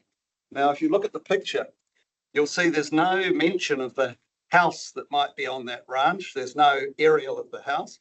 It's just the trees. And the Wall Street Journal has obviously determined that the trees say something about the appeal of the property. On Saturday, the New Zealand Herald ran a story about Masterton, and some of you probably saw that in its online news on Saturday. They ran a story about Masterton. Beaches, bush and farmland surround this affordable town. In it, it quoted one of the more successful real estate agents in the Wairarapa, Jamie Slater. There are quite a few streets in Masterton which have these beautiful, elegant, larger residences, and they are locations that people are drawn to, says listing agent Tremaines Jamie Slater. The kids can actually walk into town. It's beautiful homes. It's tree-lined. Jamie can see the value of exotic trees. Last weekend, we had 2 young grandchildren with us. Amazing how much grandchildren extend your comfort zone. They go further than might be ideal. They need a fair bit of supervision, and they make work. Anytime they're there, there's plenty of tidying up to do. But when you weigh up what they bring to your life, you realise their value exceeds the negatives. And that's exactly the same with exotic trees. Thank you. Right, thank you for that, Chris. Now, does the committee have any questions, Chris? Thank you very much for your submission. Can you just leave any like the real estate photo you had? Just leave that stuff and we can look at it. Okay. Thank you much for your time. The committee will meet again on the 20th of May to deliberate and will make recommendations on the proposed street tree policy for council to consider at its meeting on the 24th of June. Thank you very much for your time. Thanks, Chris. Thanks, Chris. We now will be having a break until 11:10. Oh, gosh. Okay, so yeah. Guess we'll just relax. Is the thing off? Yeah, we'll just wait for recordings finished. The hearings. I'd like to call our next submitter, Kirsten Brown and Simon Cummins. Councillors have read your written submission and have a copy in front of them. Awesome. You are to speak in support of your submission. It is an opportunity to expand on your submission and key points. You have 10 minutes. This includes time for questions, 7 minutes to present your submission, then 3 minutes for questions from elected members. A bill will be running at 6 minutes. Just a reminder, the meeting is being recorded. Kia ora, I'm Craig. Hi, councillors, Mayor, and everyone else. So I'm Kirsten, this is Simon. I know that you've heard quite a bit from both of us, but you haven't met Simon yet. So this is a great opportunity. I really appreciate that he could be in this room with you guys. So I'm just going to be very, very fast, 30 seconds, so that he could talk. I submitted a few things in support of my submission, my written submission, and I just wanted to connect those to it. So the first thing that I submitted was this article, which is written by Green by Nature, and it's about how urban tree canopy is critical infrastructure. And I wanted to point out that this includes Auckland's measurable target, which is currently they're on, I quote here, only 18% tree coverage, far below its ambitious target of 30% coverage by 2050. So that was one of my accompanying pieces. A second accompanying piece was this Hamilton City Council Nature and the City strategy. It's why I like this is that it is more vision-based, it zooms out, and I haven't actually even looked at their street tree policy because for me, that would fall out of something like this, a vision for the future. So they have articulated their future vision in here, including measurable targets. And their goal here is 10% native canopy. So, and here it's about the native canopy. Their total canopy isn't written in here, but their native canopy is written in here. And they say they want 10% native canopy. That means that their total canopy is going to be more than that. I'm just going to give you one more thing, which is in support of this, the recently put together Masterton Urban Catchment Group, which is made of lots of people who think about this in this town. I'm sure you're hearing from a bunch of them today. We have a stated goal, and that is for Masterton's canopy to go from the measured 12.3%, measured by Canterbury University, to 30% canopy, with 50% of that endemic. So that's that one there. So I'm not going to talk about my policy submission because it's super, I completely mapped it onto, I think it's just really clear. It directly addresses the wording of the draft. But the point here is that nothing in the new draft would prevent something like what happened in Queen Street happening again. So that's the concern. And I will quote a little piece from some of the other bit of evidence that I submitted in support, and that is the conversation between Simon and council when he was questioning the process for the Queen Street trees. And so one of the replies from council was, there's no recognition of financial value change as trees grow and mature. There is no attempt to recognise or estimate in financial terms the perceived value that trees, mature or otherwise, bring to a streetscape. So I'm just going to pass it over to Simon now for the nitty gritty there. So, well, thank you for hearing me today. My name is Simon Miller. I'm an arboricultural consultant for about 3 decades. I'm director of a firm of an arboricultural consultancy based in Auckland, but also down this part of the Motu, called Piers Brown Miller, for the last 2 decades. And what I want to talk about is trees as critical infrastructure.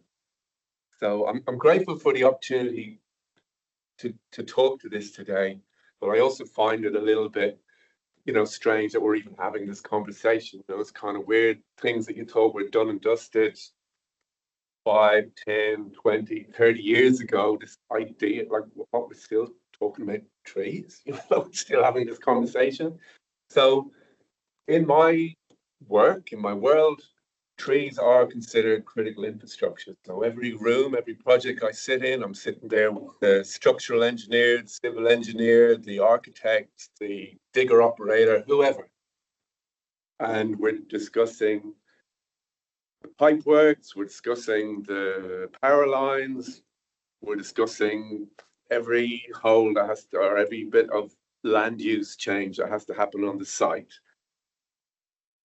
And we all agree that each of our infrastructures are as valid as the other one. So the stormwater engineer isn't trying to say that moving water away from the site is more important than moving electricity onto the site.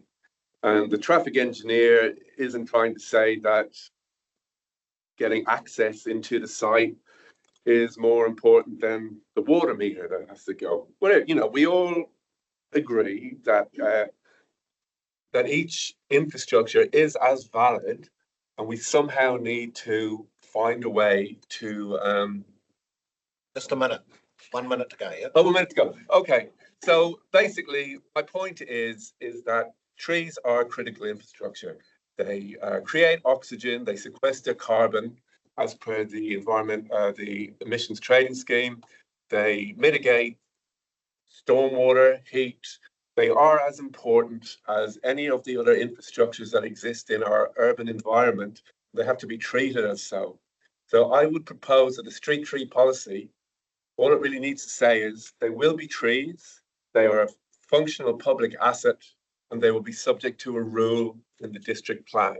If you want to, much like the room I described with all these other people, if you want to alter, change, impact that asset, there will be either a rule or a conversation to be had, and you will need to show that you have a functional plan and that you have planned how you are going to do this without adversely affecting the asset or the infrastructure.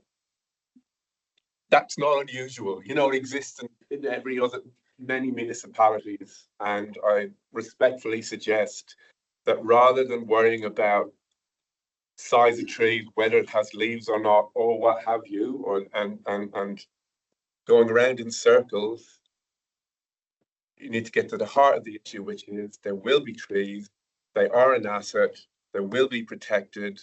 You must talk to us before you do anything to our asset and infrastructure. Okay. Thank you very much. Thank you very much for your submission. Any questions from the committee? X? Hi, thank you, Simon.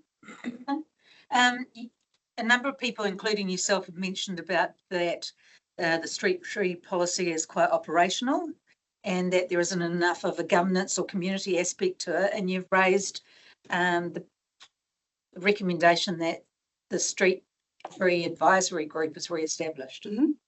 Can you just maybe talk to that a little bit? Sure. Okay, first of all, I know that the previous street tree advisory group, that got a bit dysfunctional, and that might be one of the reasons why it's been excluded from here. It seems like advisory groups are sort of going away right now, but I would suggest that, okay, the reason why I've suggested that that's one of the things that we should reinstate back in here is that there are, when you say operational, it's also not operational. It's just aspirational, this street tree policy. So because it doesn't have some of these operational things, we need something in there that is some sort of guardrail. Secondly, we have shown through the work that Karen and her team is doing on the Our Future workshops, that this town is extremely interested and engaged, and there are a lot of expertise. So why not involve them in this? You know, community clearly is super invested in this side of things here and our identity through our nature. So I think there's two reasons to be in there. One is a sort of a guardrail or another opinion. Another is that there is buy-in in this place. We have expertise. Let's see if we can find a way. It might not be the same shape as the other one, but there needs to be something, some engagement. Thank you. Any further questions? Thank you, Kirsten and Simon. Thank you. The committee will meet again on the 20th of May to deliberate, and we will make recommendations on the proposed street tree policy for council to consider at its meeting. Thank you for your time. Thank you. Thanks, guys. We were due to have a little break now, but I see the next submitter is sitting here, so I'd like to welcome Sue Southey to come forward. Welcome, Sue, and Sue's submission is on page 119, and councillors have written your submission and have a copy in front of them. You are to speak in support of your submission. There's an opportunity to expand on your submission and focus on key points. You have 10 minutes. This includes time for questions, 7 minutes to present your submission, and 3 minutes for questions from elected members. The bill will be running at 6 minutes. And in all of your experience, I think you've had this. Thank you. Good morning, everybody. I've made this submission for two reasons. One, I live in a street where there are a lot of street trees. And number two, I wish to see our main street lovely with trees and canopy for the hot summers that we have. We have a lot of older people in Masterton. They go to town and they need somewhere to sit in the shade. So two reasons. So I'll just talk to some of my submission. Most importantly, I think that the policy is pretty good. It will, if it's implemented, it should do well for Masterton. But there are a few things that I would suggest changing. The right tree in the right place, I think, is very, very important. A tree that provides a canopy is what we need for shade. Native trees are not street trees. They are bush trees. Native trees lose their leaf all year round. In the winter, they keep their green foliage. They don't let the light and the winter sun in. And if they create damp. If they're close to a building, they create damp. And the leaves dropping all year round are dangerous on the pavement.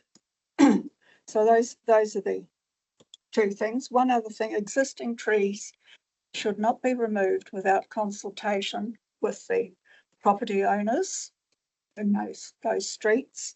And if they are to be removed, then replacement trees should be put in at least 2 years before those trees are cut out.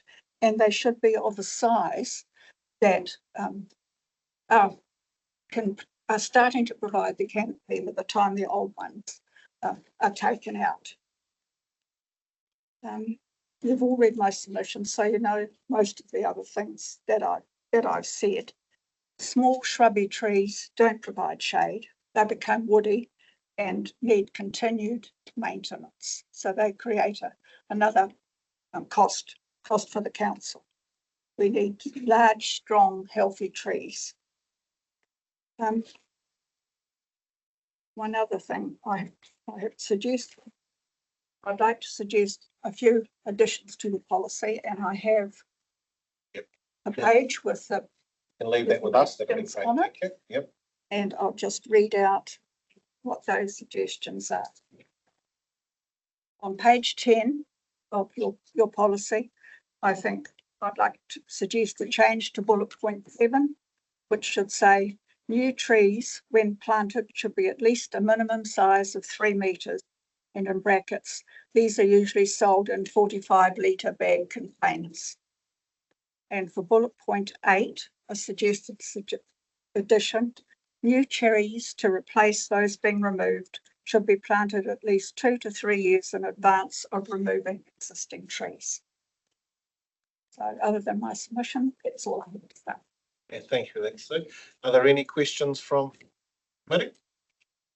I've actually got a question for you. So you just spoke then and you talked about how natives dropping onto the pavement are a hazard. So being a slip hazard. So you do believe the deciduous trees? Yes. And you have any, I disagree with leaf litter as a reason to remove deciduous trees. Deciduous trees drop their leaves generally once a year. And I have to say that in our area where I live, the council do a very good job in maintenance and cleaning up those leaves. The people who live in the houses adjacent are very helpful because they rake or sweep their leaves out into the gutter, and the council come around and pick them up. But they only have to do it at a certain time of the year. Natives lose their leaf all year round, and the leaves of the native trees don't biodegrade as easily as the deciduous leaves. Deciduous leaves are very good on your garden for mulch. The natives are not. So that was my reasoning for that. Thank you for that clarification. Any other questions? Okay. So thank you very much for your submission. The committee will meet again on the 20th of May to deliberate. We'll make recommendations on the proposed street tree policy for council to consider at its meeting on the 20th of June. Thank you. Thanks, Faith. Right, we'll continue on. Our next submitter is Robin Pryor. Good morning. Good morning. Good morning, Robin. Councillors and Robin's submission is on page 121. Councillors have read your written submission and have a copy in front of them. You're to speak in support of your submission. There's an opportunity to expand on your submission and focus on key points. You have 10 minutes. This includes time for questions, 7 minutes to present your submission, then 3 minutes for questions from elected members. A bill will run at 6 minutes. Just a reminder, the meeting is also being recorded. I timed myself last night. I was at the 7-minute mark, but today it might be longer. So I've got a copy for you if I run out of time. A lot of learned people, much more knowledgeable than me, have spoken to you today and will speak to you. But I want to repeat some of the points they've made because I do think they're important, and the more you hear them, the more they'll end up in here. And also I want to speak initially to the fact that I do think that Masterton is a town that is very passionate about its treescape and its trees, and we're a town of gardeners. We're a town who have become knowledgeable through our gardening, but there's a lot of gardeners who've got a lot of botanical knowledge as well. And so I start, as anyone who studied basic science at school would know, trees are essential for life. They produce the clean oxygen we need to live and suck up the carbon dioxide and pollution produced in daily living. Further, trees are fundamental to the human psyche. I don't know if anyone's spoken to this, acting as natural stabilisers that reduce stress, enhance cognitive function and foster emotional well-being. Research consistently demonstrates that proximity to trees and green spaces lowers cortisol levels, blood pressure and heart rates, shifting our nervous system from fight or flight to rest and digest. And I just didn't get that off the internet. I actually studied that at university as part of my degree. And alongside these plaudits, we know that trees capture rain through their canopy and their heavily textured trunks in mature trees. This is called interception. Intercepted rain, up to 67% of the rain at times, never reaches the ground as it evaporates off the leaves and the trunk and the branches. The roots take up the groundwater, particularly important in torrential rain and returns the water back to the atmosphere through the leaves and photosynthesis, although pavements do reduce the tree's ability to do this. And all this whilst providing year-round shelter, protection, food and habitat for insects and bird life and reducing energy demand for cooling. If we accept that trees are so important to healthy life for our urban, human and bird insect residents, the proposed tree policy lacks some essential safeguards, which is why I can't support it in its current form. I would like to see changes. The major decisions are portrayed as operational issues, which by its very nature conveniently cuts out residents with an interest in a possible tree removal, tree positioning and species decisions. Just because the Stag Committee in the 2010 policy was allowed to fall over, it is no reason to lock out community expertise and knowledge from decisions that are much more, I believe, than operational. That the current or any future contractor may be involved in decisions is no reassurance, as they have a clear conflict of interest, both in terms of their budget and wanting to keep maintenance to a minimum. Whilst maintenance is a factor, it is not a defining factor, as other issues are of much higher importance, such as resilience, canopy, appropriateness for the area. To choose a smaller evergreen tree with a shorter lifespan might be important to the contractor, but is not necessarily the best use of ratepayers' money in the long term. That a function is operational is not an excuse to block out the community, and it must not be forgotten that council serves the ratepayers and are responsible to the ratepayers. Further, ratepayers and councillors must not be seen as an annoyance or a bother. This town is dripping with knowledgeable landscapers, gardeners with high-level botanical knowledge and training, scientists and designers. We also have a knowledgeable forest and bird organisation. The council officers ignore this broad-based knowledge and expertise at its peril. I'm concerned at the lack of reassurance that this policy will work any better than the 2010 policy, which seems to have been largely ignored, and question whether this one will just end up on a shelf gathering dust. There seems to be no reporting process to the ratepayers on how the policy is being applied, and lack of accountability does not engender the community's confidence. Too many measures are vague and more like jargon than measurable. For instance, right tree, right place, fit for purpose, and others. Who is going to determine what these needs? And should the public not agree with how the council interprets these, what means do they have to question them? I realise that we can't expect to be involved in every little decision, but unless the terms used are clearly understood by everyone, there is no confidence. Who decides when a tree needs to be removed and what criteria are used? And will it even involve an independent expert? If it is agreed that the trees are important for our health and well-being, then independent advice is absolutely essential. I am also concerned that where tree removals are proposed and replacement planting is to follow, policy states that relevant members of the community will be notified. This needs to be reconsidered, because as it stands, it strongly implies the community will be told after the decision and is not involved in the decision. This is in stark contrast to the process for new trees in streets where there are currently no trees. This contradiction needs to be resolved. Another reason why I cannot support the new policy in its current form is that there has been no approved tree list determined or attached. This is an essential piece of missing information. Without it, should the policy be approved as it stands, there is no mechanism for independent experts to be involved in generating an acceptable list. Further, the current protected tree list is buried somewhere in the long-term plan and should be accessible to all, as well as attached to this policy in whatever form it eventually takes.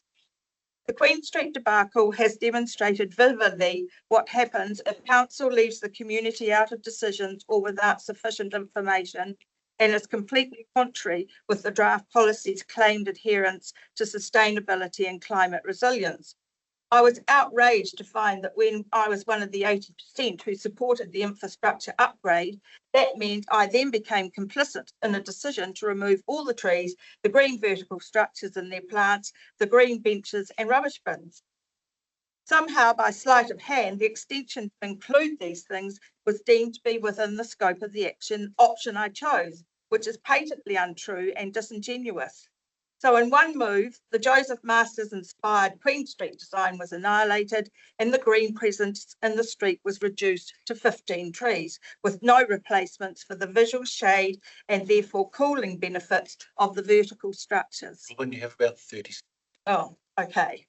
I just went on to say that Queen Street as a result will become very grey with only the 15 trees. And to have reasonable confidence that this policy will work, I fervently ask the councillors to take on board the excellent and knowledgeable recommendations made by other submitters of repute and ensure that expert independent advice is sought regarding tree species and correct maintenance of existing and new trees. We've got a town full of beautiful trees, but many of them have not been correctly pruned or crowned up. So please recognise the need for the community knowledge to be involved in ensuring our trees are appropriate, properly cared for and appreciated as they should be. Are there any questions for Robin? I do. Thanks. It's a bit of a similar question that I had for Kirsten about the stag. Yeah. Is your concern too that this is too operational and doesn't involve or consult with the community enough? Yeah, well, let me give you an example. I live in Lansdowne Crescent and a whole lot of ko-fi were put around it. I just came home one day to find all these ko-fi put into my street. And I thought, oh, that's lovely, but nobody told me this was happening. And then I came home about 6 weeks later. Oh, and then somebody said to me, they've got this wrong. They've planted them over a drain. One of the residents said. Then I came home about 6 weeks later and a whole bunch of the trees have disappeared. And I knew nothing about that. And I asked on a tendo what was going on. And I was told, oh, they were over a drain. So I don't know whether those trees were dumped or whether they were put elsewhere. There was no communication with us. There was no involvement of the street. I was told that ko-fi was, which I love because I've got one in my garden, was chosen as a cultural reason. And I looked at my street, which is very white, and thought, well, I hope we all like ko-fi, but we're not native to New Zealand, if you know what I mean. So a whole lot of terms get bandied around, but then when they're applied, they don't apply. Do you see what I mean? Whereas if you have people actually on the ground involved in these groups talking about it, I love the fact that the tree policy plan has different trees in different parts of the town. I think that's lovely and that should continue, but I still think you need to bring the people into the discussion, because if you come home to find there's a bunch of trees in your street and then you come home and find that a whole lot have been removed, what happens? Your back is immediately up. Okay. Thank you. Right, we've gone through that.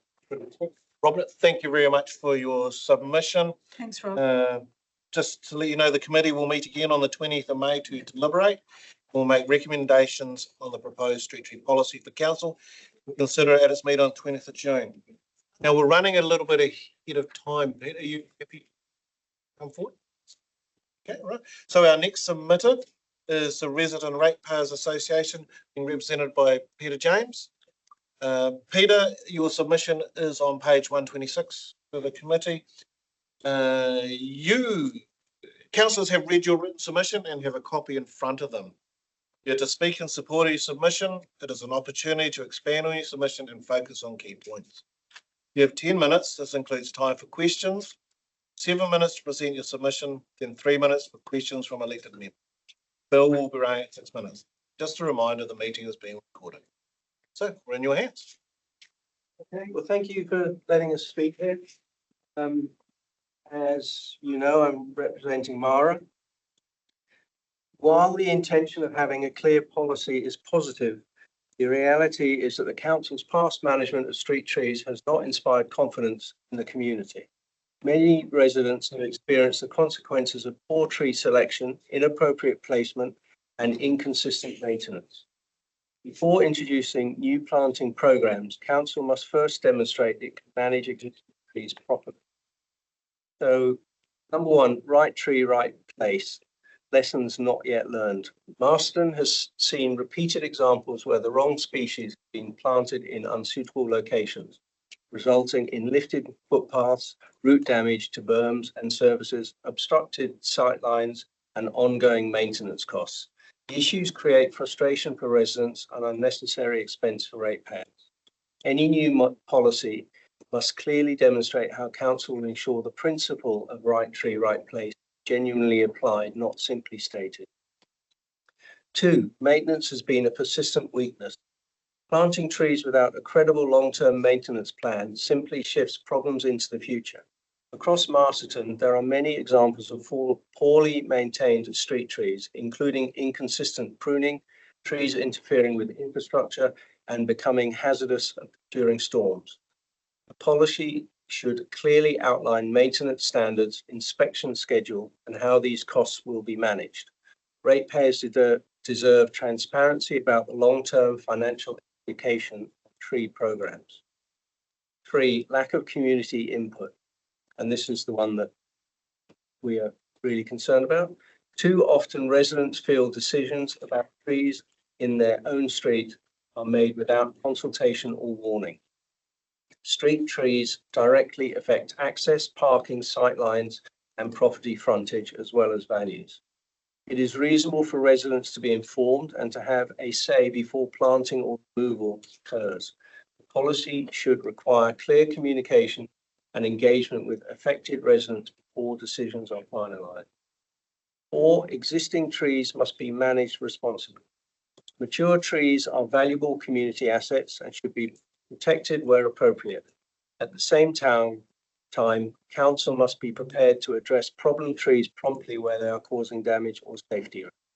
Balanced and practical approach is needed. 5, accountability to ratepayers. Street tree programs are funded by the ratepayer, and therefore decisions must demonstrate value for money. Council should report publicly on planting programs, maintenance costs, and tree health outcomes so the community can see whether the policy is working. In conclusion, Masterton can benefit from a well-managed street tree program, but success will depend on better planning, stronger maintenance practices, and genuine engagement with the community. Policy on paper is not enough. What matters is whether council can deliver practical outcomes that avoid repeating the mistakes many residents have already experienced. Any questions for Peter? Bex? Thanks, Peter. You mentioned about better community engagement, but you haven't mentioned about one is local knowledge, and as Robin and a number of submitters have, and also how there was originally a street tree advisory group. Does the association have any opinion? Yeah, I know Stag still exists. Well, Stag was set up, but I've only been in the town for 9 years, so that was before my time. I believe it's 2010, 11, something like that. It was set up, so it's before my time. But I think Stag's a brilliant idea, where you have residents who live here, ratepayers who pay, local councillors obviously have to be involved, arborists, but also city planners and town planners, who've got overseas experience, because New Zealand is a unique environment, but we have to see what's happening in the rest of the world. And as we know, Auckland wants 30%, I believe, coverage now, and Masterton's about 11 or 12. So it would be nice to have more, but obviously they've got to be the right tree. And I know one of the things that everyone's going on about is that they should be natives. I'm on the fence about that because natives tend to shed all year and they tend to be slow growing and forest trees. They're not really street trees, but I understand, the dichotomy there. But we've got to have people, not me, because I'm not an arborist, I'm not a tree expert, but there are people out there who are, and they shouldn't have a vested interest. If they're subbing to the council or working in hand with the council, they're more likely to agree with you than with us. We need someone completely independent who says, actually, that's a good idea, that's not a good idea, and we recommend that. So I think Stag was a good thing, but I believe it's not around anymore. It's not. It hasn't been active. Yeah, Yeah. yeah, which is a Thank shame you. because you have a tree policy at the moment, but it's sort of in a drawer and nobody knows what it is, and it's just sort of been quietly forgotten. Thank you. Okay. Any further questions? Pete, I've actually got a question. In your submission, you talk about the lack of community input, and that's a reasonable for residents to be informed, have a say before planting or removal occur. But then under that, you talk about council must be prepared to address problem trees promptly. So how? Yeah, they almost seem a little bit contradictory. I get that. I get that. I think what we're saying is, if there's a danger or risk to property, then promptly.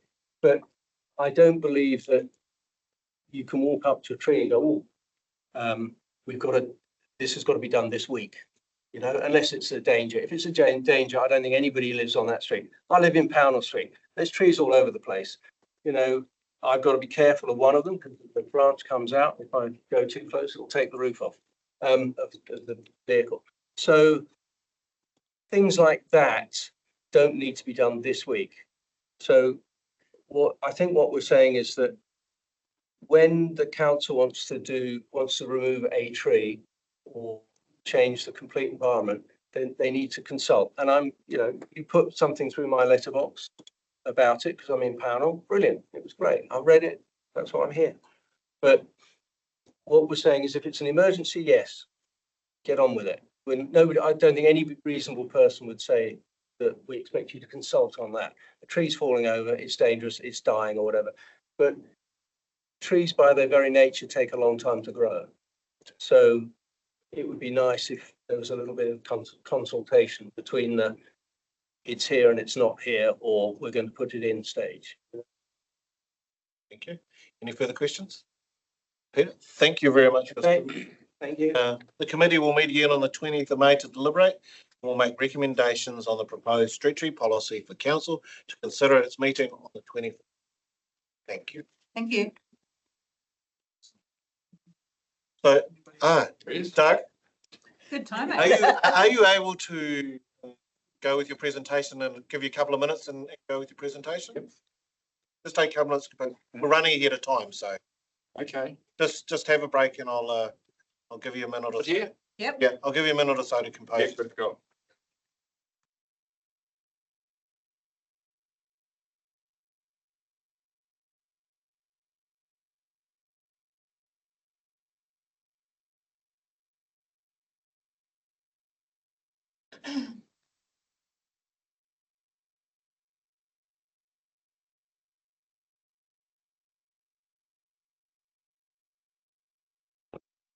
Okay. I'd now like to call upon the next presenter, Doug Bracewell. Doug's submission is on page 128. Welcome, Doug. Councillors have read your written submission and have a copy in front of them. You're to speak in support of your submission. It is an opportunity to expand on your submission, focus on the key points. You have 10 minutes. This includes time for questions, 7 minutes to present your submission, then 3 minutes for questions from elected members. A bill will be run at 6 minutes. Also a reminder, the meeting is being recorded. So we're in your hands. Okay, key points in it. I support the content of the document.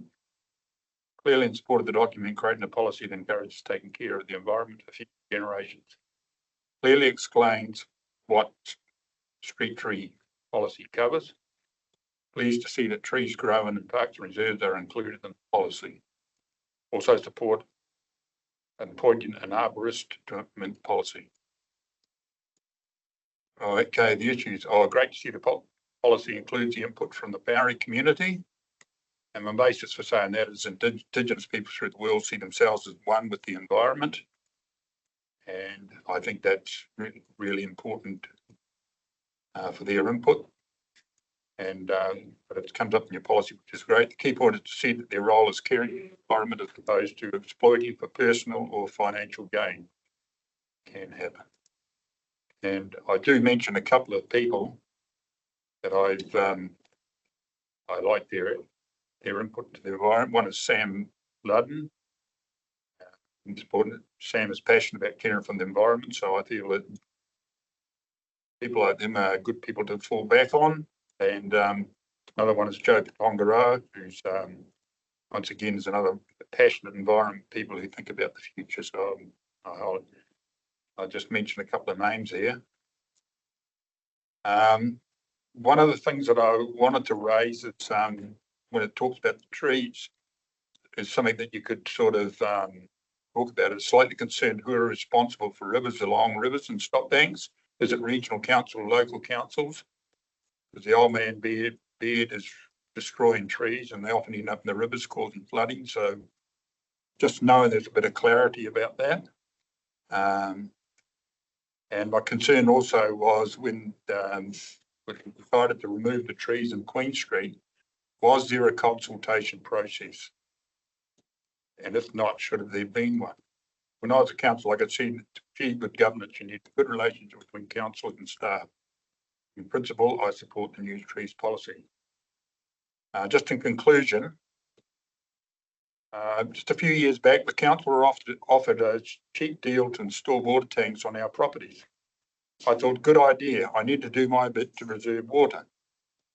Could the council consider putting forward ideas to encourage the residents to carry out activities to enhance the environment for the future? And the key point there is advocating for personal responsibility. And it could be little things like learning how to plant a tree. Have you thought about planting a tree during a tree planting project? And this could even extend to how do you grow your own vegetables, create personal responsibility. So just little things that I thought was really helpful. The water tanks, I thought, well, I need something there. And perhaps the same thing could occur when it comes to looking after our environment and our trees. So yes, and that is me. And yeah, I support the document. Okay, thank you. Any questions for Doug? No. Thank you for your time. Thank you for your submission. Thanks, Doug. Just letting you know, the committee will meet again on the 20th of May to deliberate, and will make recommendations on the proposed street tree policy for council to consider its meeting on the 24th of June. Thank you. For a break. Mr. Chairman, Jane was in a Zoom meeting. She's just texted me. She's on her way. Thank you for that. Okay. So we'll just have a break until Jane shows up. We'll just stop the recording.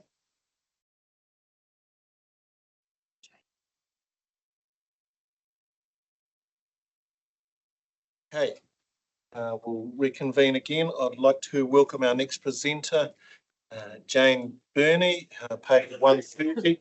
Jane also has a PowerPoint, so just I'll do my introduction and then we'll just wait for this PowerPoint to load and then we'll go from there.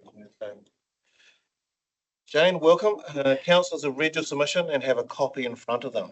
You're to speak in support of your submission. There's an opportunity to expand on your submission and focus on the key points. You have 10 minutes. This includes time for questions, 7 minutes to present your submission, then 3 minutes for questions from members. The bell will be rung at 6 minutes. And just a reminder, the meeting is being recorded. Sorry.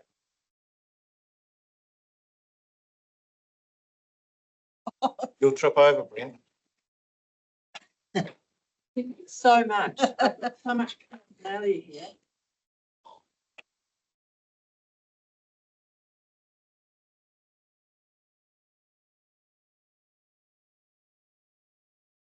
Good.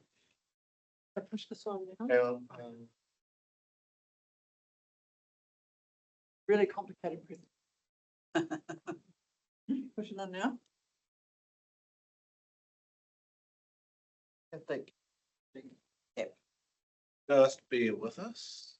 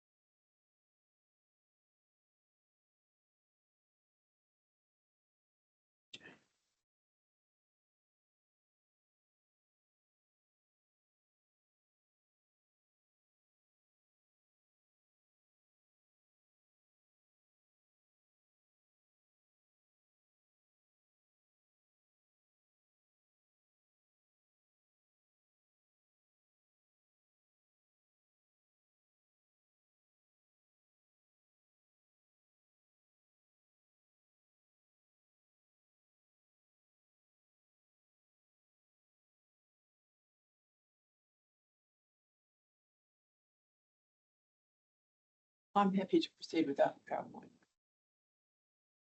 PowerPoint will be loaded in for us to do our deliberations though. You won't need it. Okay, You won't need the PowerPoint for your deliberations. I would like the PowerPoint to support what I've got to say, but it's not critical. I'll keep on working on it. I'll get started. and- If you're happy to start. I'm very happy to start. Thank you. Um, Thank you for your understanding. Thank you. Thank you very much for your time. This is my first time submitting to a hearing. But I have experience as a lecturer, so if I do come across being like a lecturer, I apologize. Obviously, if you just put your phones off.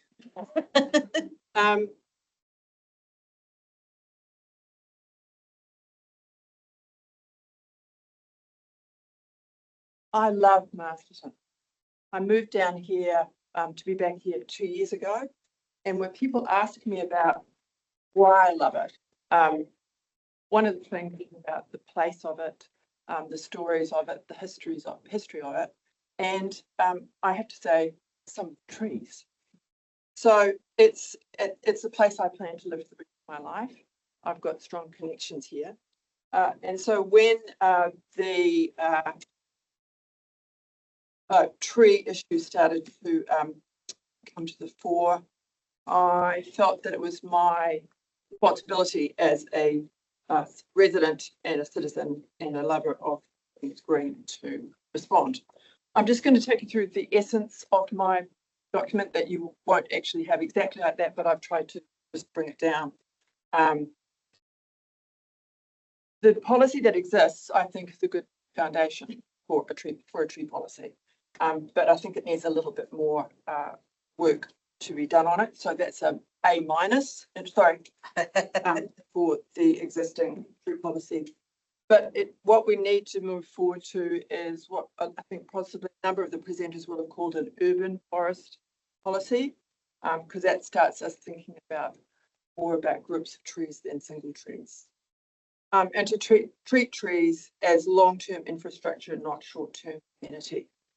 And include things like climate science and adaptation planning, local ecological knowledge and Indigenous systems, community insight and lived experience.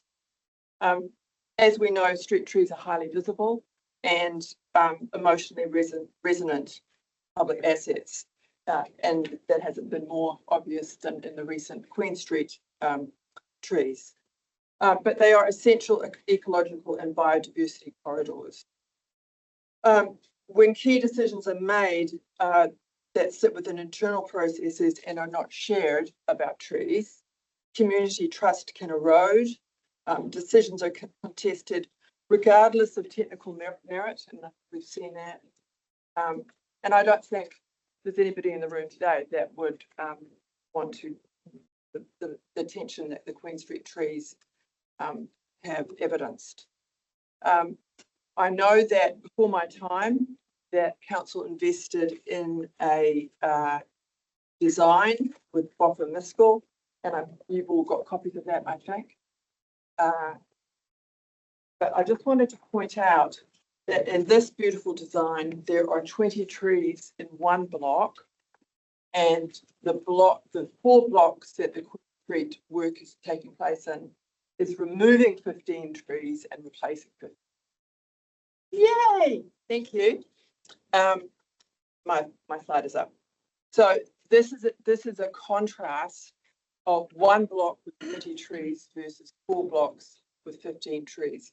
So my point there is room for improvement, could do better. Recommendations for a stronger, more bolstered street tree advisory group called STAG, which I thought, when I found that on the site, I thought that was a very clever term.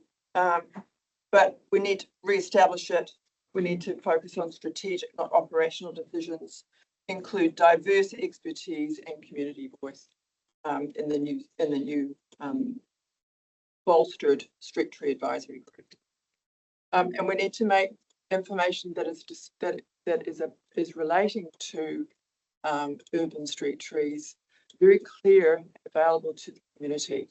so that there is no room for misunderstanding and confusion.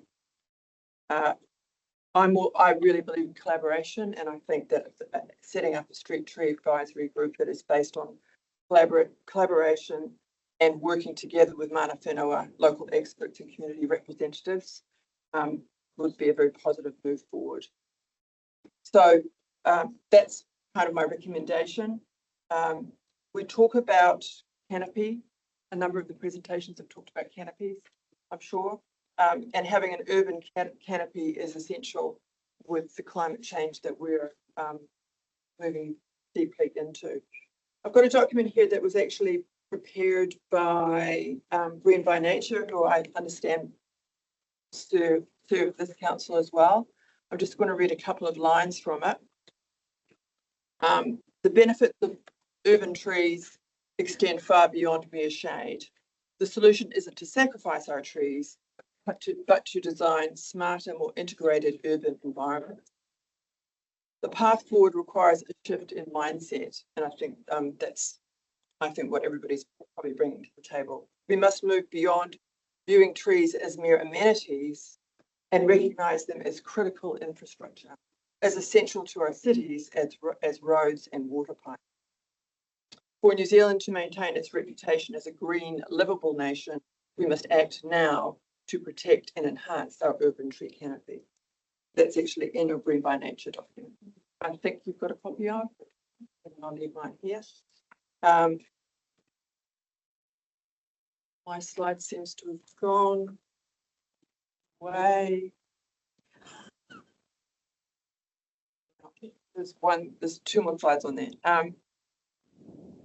A minute to go. We've got a minute to go. Perfect. It'd be great if that slide was able to come back up. So in conclusion, we're talking about a transition from the 2010 policy to something that is stronger, to strengthen and stabilise what we've got and support the community and support the future of this town with a canopy approach rather than just individual trees. Really nice. So that we can have a town that everybody loves for all the reasons of the trees. A Masterton that can be resilient, connected, nurturing, a town of trees. You just go to that next slide, that'd be great.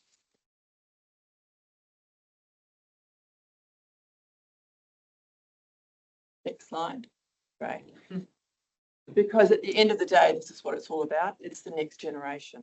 And you have an opportunity to make decisions about our trees that will support and nurture the next generation.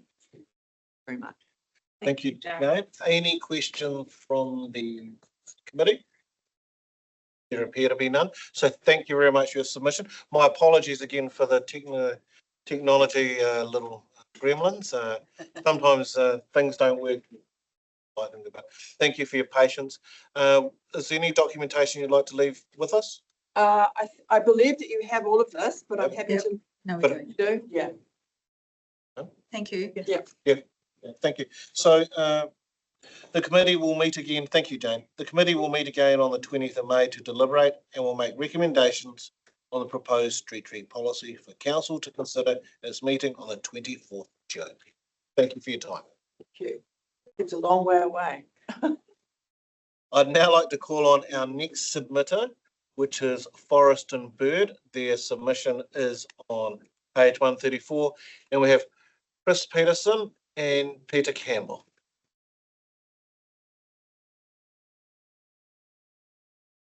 Chris, you'll be no stranger to these hearings, but just to let you know that councillors have read your written submission and have a copy in front of them.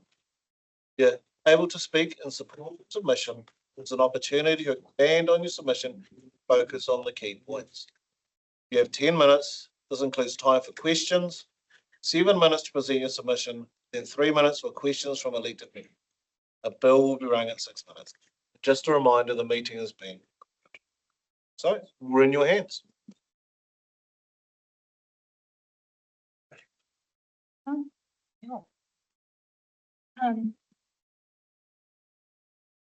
Ki rangi nui ki runga ki papa tuanu ki raro tēnā kōrua. Koe te papa whānui o whakaoriori. Tēnā koe tēnei whare. Tēnā koe te mana whenua. Me koe. The other one. Tēnā kōrua. Ki ngā māngai o te kaunihera, the councillors, tēnā koutou ki te katoa kua hui hui mai nei, tēnā koutou, tēnā tātou katoa. Ko Peter Campbell tōku ingoa, and I'm standing to talk for the Forest and Bird submission. And this is Chris Peterson, which obviously you don't know. Peter's the chair and I'm a committee. Oh, okay. When the streets and places in this town are given names, we are saying a lot about our origins and what is or has been important to the aspects of our community. I was looking at a street map of Masterton this morning doing my homework. Lots of the streets in Masterton reflect the values of the British settlers, like where they came from, Essex Street, Norfolk Road, British Victoria, George, Edward, Mary, and all that lot. 19th and 20th century peak of the British Empire military leaders, Montgomery, Churchill, and New Zealand Prime Ministers Nash, Vogel, and former mayors of the town, Cody, Masters. All of those are street names that show that how people value their environment and how they value these ideas and put them into their street names. Some of the names reflect what we have around us, like the bird reserve, Tui Kereru, of Herbert Street. I don't know who Herbert was, but he would have been quite important. Names of importance to mana whenua have been lost to the wider population of Masterton, but some are being more and more widely used. Whakaoriori, Masterton. Oriori is a chant sung to babies and young children, and the chant holds names and history and stories of Māori, of importance to Māori. And whakaoriori means to make that song or to sing that song. And here, the Māori name this area whakaoriori because the bird song was so loud. And why? Because this was a place of trees and life that provided such richness. And that leads me back to street names. By far the most names I found, looking at the street map today, were trees, rimu, oak, totara, willow, pau, pine, puriri, manuka. I'm sure maybe some of you people live in a street named after a sort of tree. In a few minutes, I counted 18 street names named after trees, well outnumbering the other categories. Why trees? Well, they are so important to us, to our well-being and our health, to our memories, to us emotionally, environmentally, and for protection. Today in our town, Whakaoriori, we need to recognise the importance of trees through planning. The District Council long-term plan. In that, goals are created and revisited, targets are set that recognise the present needs of the life and well-being in this town and the many possible future effects of such things as climate change, economics. We need goals for percentage of tree canopy coverage. And then we can have something that you can work towards and mark our progress by. And we can make adjustments according to our goals. And we would really like the Masterton District Council to reinstate the state's Street Trees Advisory Group. They can listen and they can learn and they can inform and they can advise. And the group should be a democratic partnership of council, mana whenua, council officers, and people with environmental knowledge and citizens with passion. Nō reira, tēnā koutou, tēnā koutou, tēnā tātou. Kia ora. 1 minute. Okay. Kia ora there. And thank you, Judith, for that. I'd just like to reinforce what Peter's just said, that I think the street tree policy, it's a great start, but let's now, as a community, that's a council and the citizens, look to working towards a much deeper and wider consultation in the long-term plan coming up, I think next year, Harry tells me. And that where we can look at a wider urban area, a vision for the town. I can't say, I think the world is changing, we don't realise how much it's changing. I can't imagine when I first started on council, there ever been so much fuss over street tree policy as now. And I think, we're moving on. Back then, nature was something that was out there, and in town we did our own different thing in town. I think now we're realising that nature has to be where we are, where we live, because we're part of it. And I think one of your other submitters, Adam behind me here, I saw in his submission that he thought it would be a great that the community had an aspiration that Marston was a town in the trees. And I think, as Peter says, for climate reasons and for economic reasons, and just because that's what people are aspiring to now, and what people empathise with, and the documentation is there for the wide benefits of a great natural surrounding. The green infrastructure of the town is as important as the grey infrastructure. And I think the other thing is that we just need to build on what's already gone. The Arbour project with Tony Garstang and Kirsten and Sam here, and all of those projects that have come before us, and build on them. And the great sort of submissions that have been made on this in this process right now. Okay. Any questions from the community? Bex from the committee, sorry. Bex. Thanks. Thank you very much. Chris and Peter, many submitters have talked about the importance of a tree canopy target. I just wondered what your feeling is in regard to that. Well, I think I read somewhere where it's 12.3 now. Yeah. And we'd like to see it, aiming for at least 30%. And I think it's not just on public lands. We'd like to encourage, as a community, we want to encourage trees on private lands. And maybe, there's got to be a spread between deciduous and, introduced and native species. Thank you.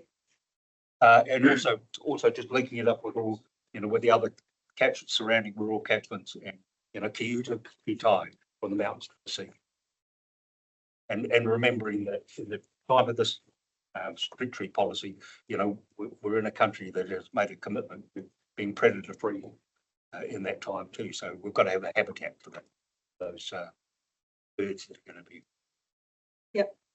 Any further questions? Yeah. Thanks, Chris. Okay. No, there's no further questions. Thank you, Peter and Chris, for your submission. And just to let you know that the Committee will meet again on the 20th of May to deliberate or make recommendations on the proposed street tree policy for council to consider its meeting on the 24th of June. Thank you for your submission. Thank you, Bill. Thank you. May I just add to this? I've just got that data written down here.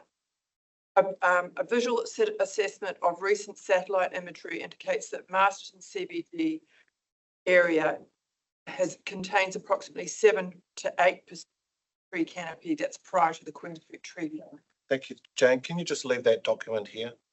Oh, you've got it. Yeah. No, so I'm just sharing it so people got it. But the 12% is the goal. Thank you. Yeah. For that. Right, our next presenter is Adam Phillips. Phillips.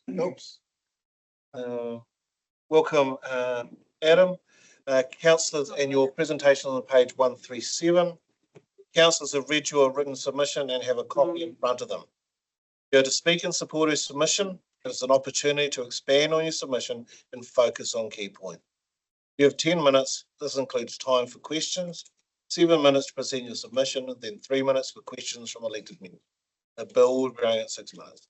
Just a reminder, the meeting is being recorded. So we're in your hands. Kia ora. Kia ora, everybody. Good afternoon, and thank you for your opportunity, for this opportunity to speak today. Before I begin, I'd like to give you, like for you to think for a moment about a street in Masterton that you enjoy being in. It might be somewhere you walk, drive, or spend time, and chances are one of the things that makes that place feel good is the presence of trees. The shade they provide, the way they soften the space, the sense of calm that they bring. At a personal level, I'm fortunate enough to live in a part of Masterton where there is still a relative abundance of established trees. If you drive down streets like Pownell Street or other West Side streets, you can feel the difference. There's a noticeable sense of calm in those streets. The shade, the scale, and the presence of trees changes how the space feels and how people move through it. And while many of those trees are not Indigenous, the effect they have is undeniable. To me, that's what this policy is really about. It's about shaping what we might call an urban forest, the network of trees across our street and spaces, and the kind of town we want to live in. I support the intent of the street trees policy. I believe it's an important opportunity to shape the long-term future of Masterton, because street trees are not just landscaping, they're an essential infrastructure and a part of a wider system. They influence how our town feels, how it functions, and how it responds to change. And importantly, they are highly visible. People experience them every day. The recent removal of trees along Queen Street highlighted this very clearly. There was confusion in the community, strong reactions, and ultimately a level of protest. It's important to acknowledge that the council did listen and respond to that feedback, and that is commendable. But I also think it shows something important. The process created the conditions for that conflict to occur in the first place. And in my view, that's something we can improve. These are long-term decisions. Once a tree is planted, it's there for 50 to 100 years. And at the same time, we are entering a period of climate adaptation. Street trees are increasingly recognised as climate infrastructure. And in Masterton, that's particularly relevant. NIWA projections show that in the Wairarapa, the number of hot days over 25 degrees could increase from around 20 to 30 days per year to as many as 80 to 90 days per year by the end of the century. That may not fully impact us in this room, but it will absolutely affect our children and our grandchildren. And that's the timeframe these decisions sit within. At the moment, we are starting from a relatively low base. Masterton's urban canopy cover is around 12.3%, with only about 2% remaining as Indigenous forest. that gives important context. If we want a cooler, greener, more resilient town, we need to be deliberate about how we grow that canopy. My first key point is around how decisions are made. The policy relies largely on internal processes. While that works operationally, I believe there is a risk that important decisions can be perceived as happening behind closed doors. And the Queen Street example shows us what can happen when that perception exists. So I believe the policy should include the reintroduction of a street tree advisory group, a stag type model. This is not a new idea. It is something that Masterton has used before, and I see it as a way of strengthening the system, not slowing it down. A stag would focus on strategic decisions like species selection, canopy planning, and major projects, and bring together mana whenua, technical experts, local knowledge, and community perspective. And in my view, this would reduce conflict, ultimately saving time, effort, and cost by getting decisions done right early. My second point is that is about mana whenua partnership. The policy acknowledges cultural values, but it's not clear how mana whenua are involved in shaping decisions. Given the importance of whenua, the land, whakapapa, ancestry, and kaitiakitanga, guardianship, I believe mana whenua should be involved at the top design level, not just consulted, but genuinely part of shaping outcomes. If we're serious about creating a town in the trees, then the decision behind those trees needs to reflect the people and the place that they belong to.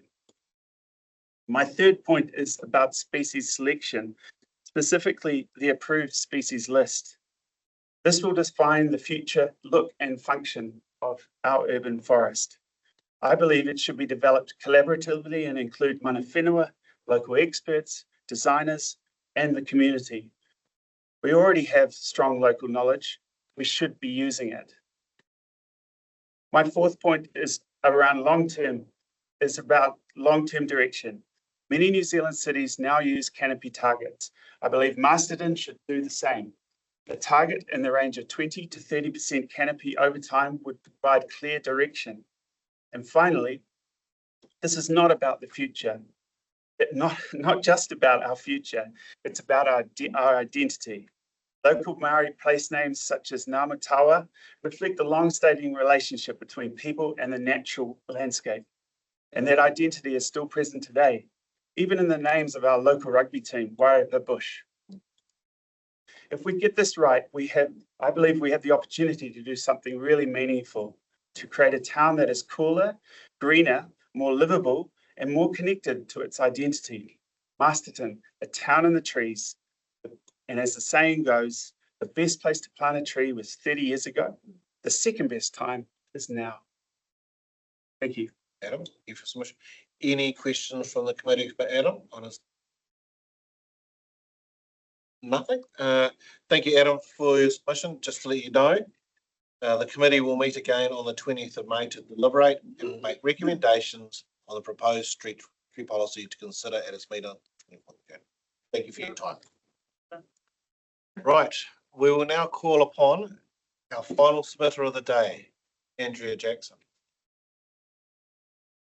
Welcome, Andrea. Your submission is on page 116. Councillors have read your written submission and have a copy in front of them. You're able to speak in support of your submission. It is an opportunity to expand on your submission and focus on key points. You have 10 minutes. This includes time for questions, 7 minutes to present your submission, then 3 minutes for questions from elected members. Bill will be around at 6 minutes. Just a reminder, the meeting is being recorded. Kia ora tātou, ko waio, ko tararua te maunga, ko rumahanga te awa, ko whakaore ui te iwi, ko AJ Topu ingoa, nō reira tēnā koutou, tēnā tātou ka po. Just wanted to acknowledge Rangatane and Kahanuru, our local iwi of the area. Thank you for the opportunity to speak today. Adam is an incredibly hard act to follow, and I probably talk all of his comments. But firstly, just to acknowledge the council for taking the opportunity to review its street tree policy. It's a hard topic and an emotive topic for people. So I just appreciate the time and effort that's gone into it. As Adam has talked about earlier, I too am in principle support of the street tree policy. I'm not going to go through my submission fully, but just wanted to share a couple of the key points that I found that seems to be echoed in our fellow speakers today.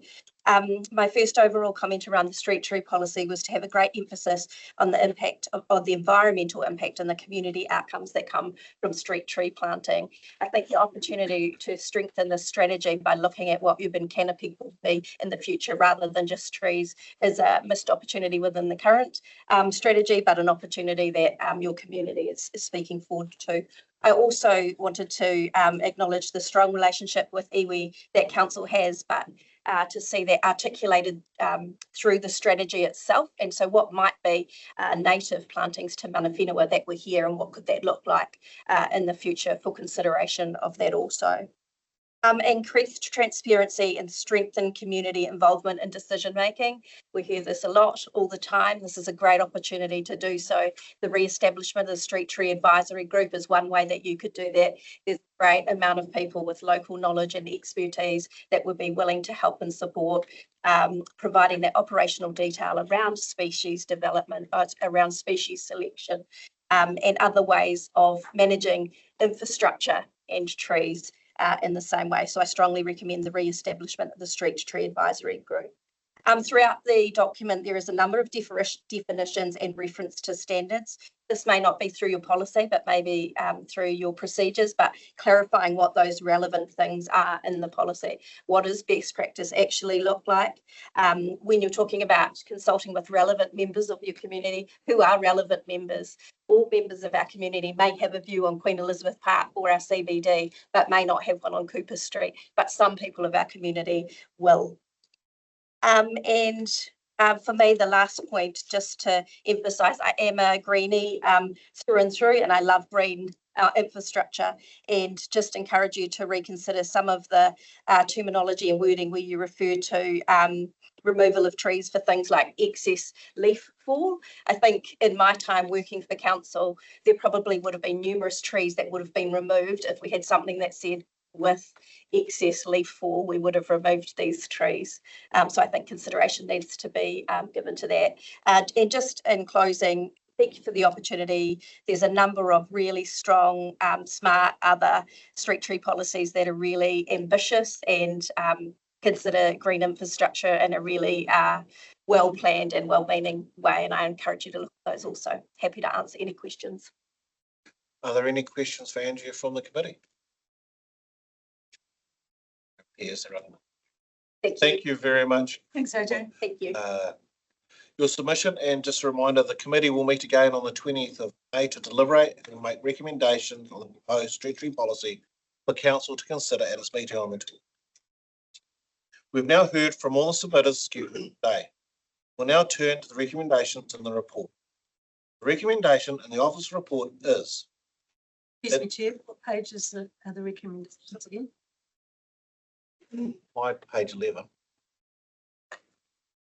Okay, thank you. 54. Yes. Good. Yep. The recommendation in the office report is that the Hearings Committee, 1, receives the full set of submissions on the street tree policy received as part of the consultation, attachment 4. 2, notes that 74 submissions were received on the street tree policy. 3, notes that 16 submitters are confirmed to be heard on the street tree policy. 4, notes that deliberations will take place on the 20th of May 2026. I will now move the motion being the recommendation on the officer's report. Is there a seconder for the motion? Councillor Holmes. Thank you. I now put the motion which is moved and seconded. Those in favour, please say aye. Aye. Those against? The motion is carried. Just before we conclude the meeting, I would just like to say a few words. This street tree policy has been a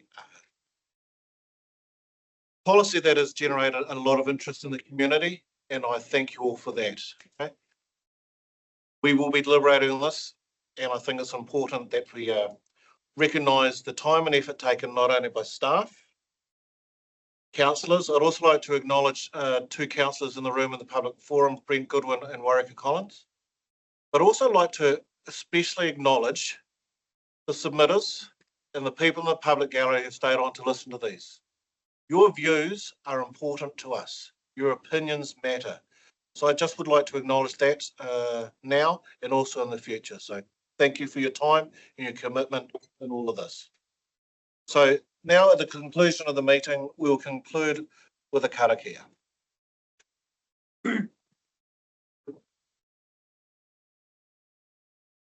Ua mutu a mahi o te rewa, nā katia mai mātou katoa, mātou hoa o mātou whānau. Ai o ki te aorangi. I now declare the meeting closed. Thank you. Kia ora.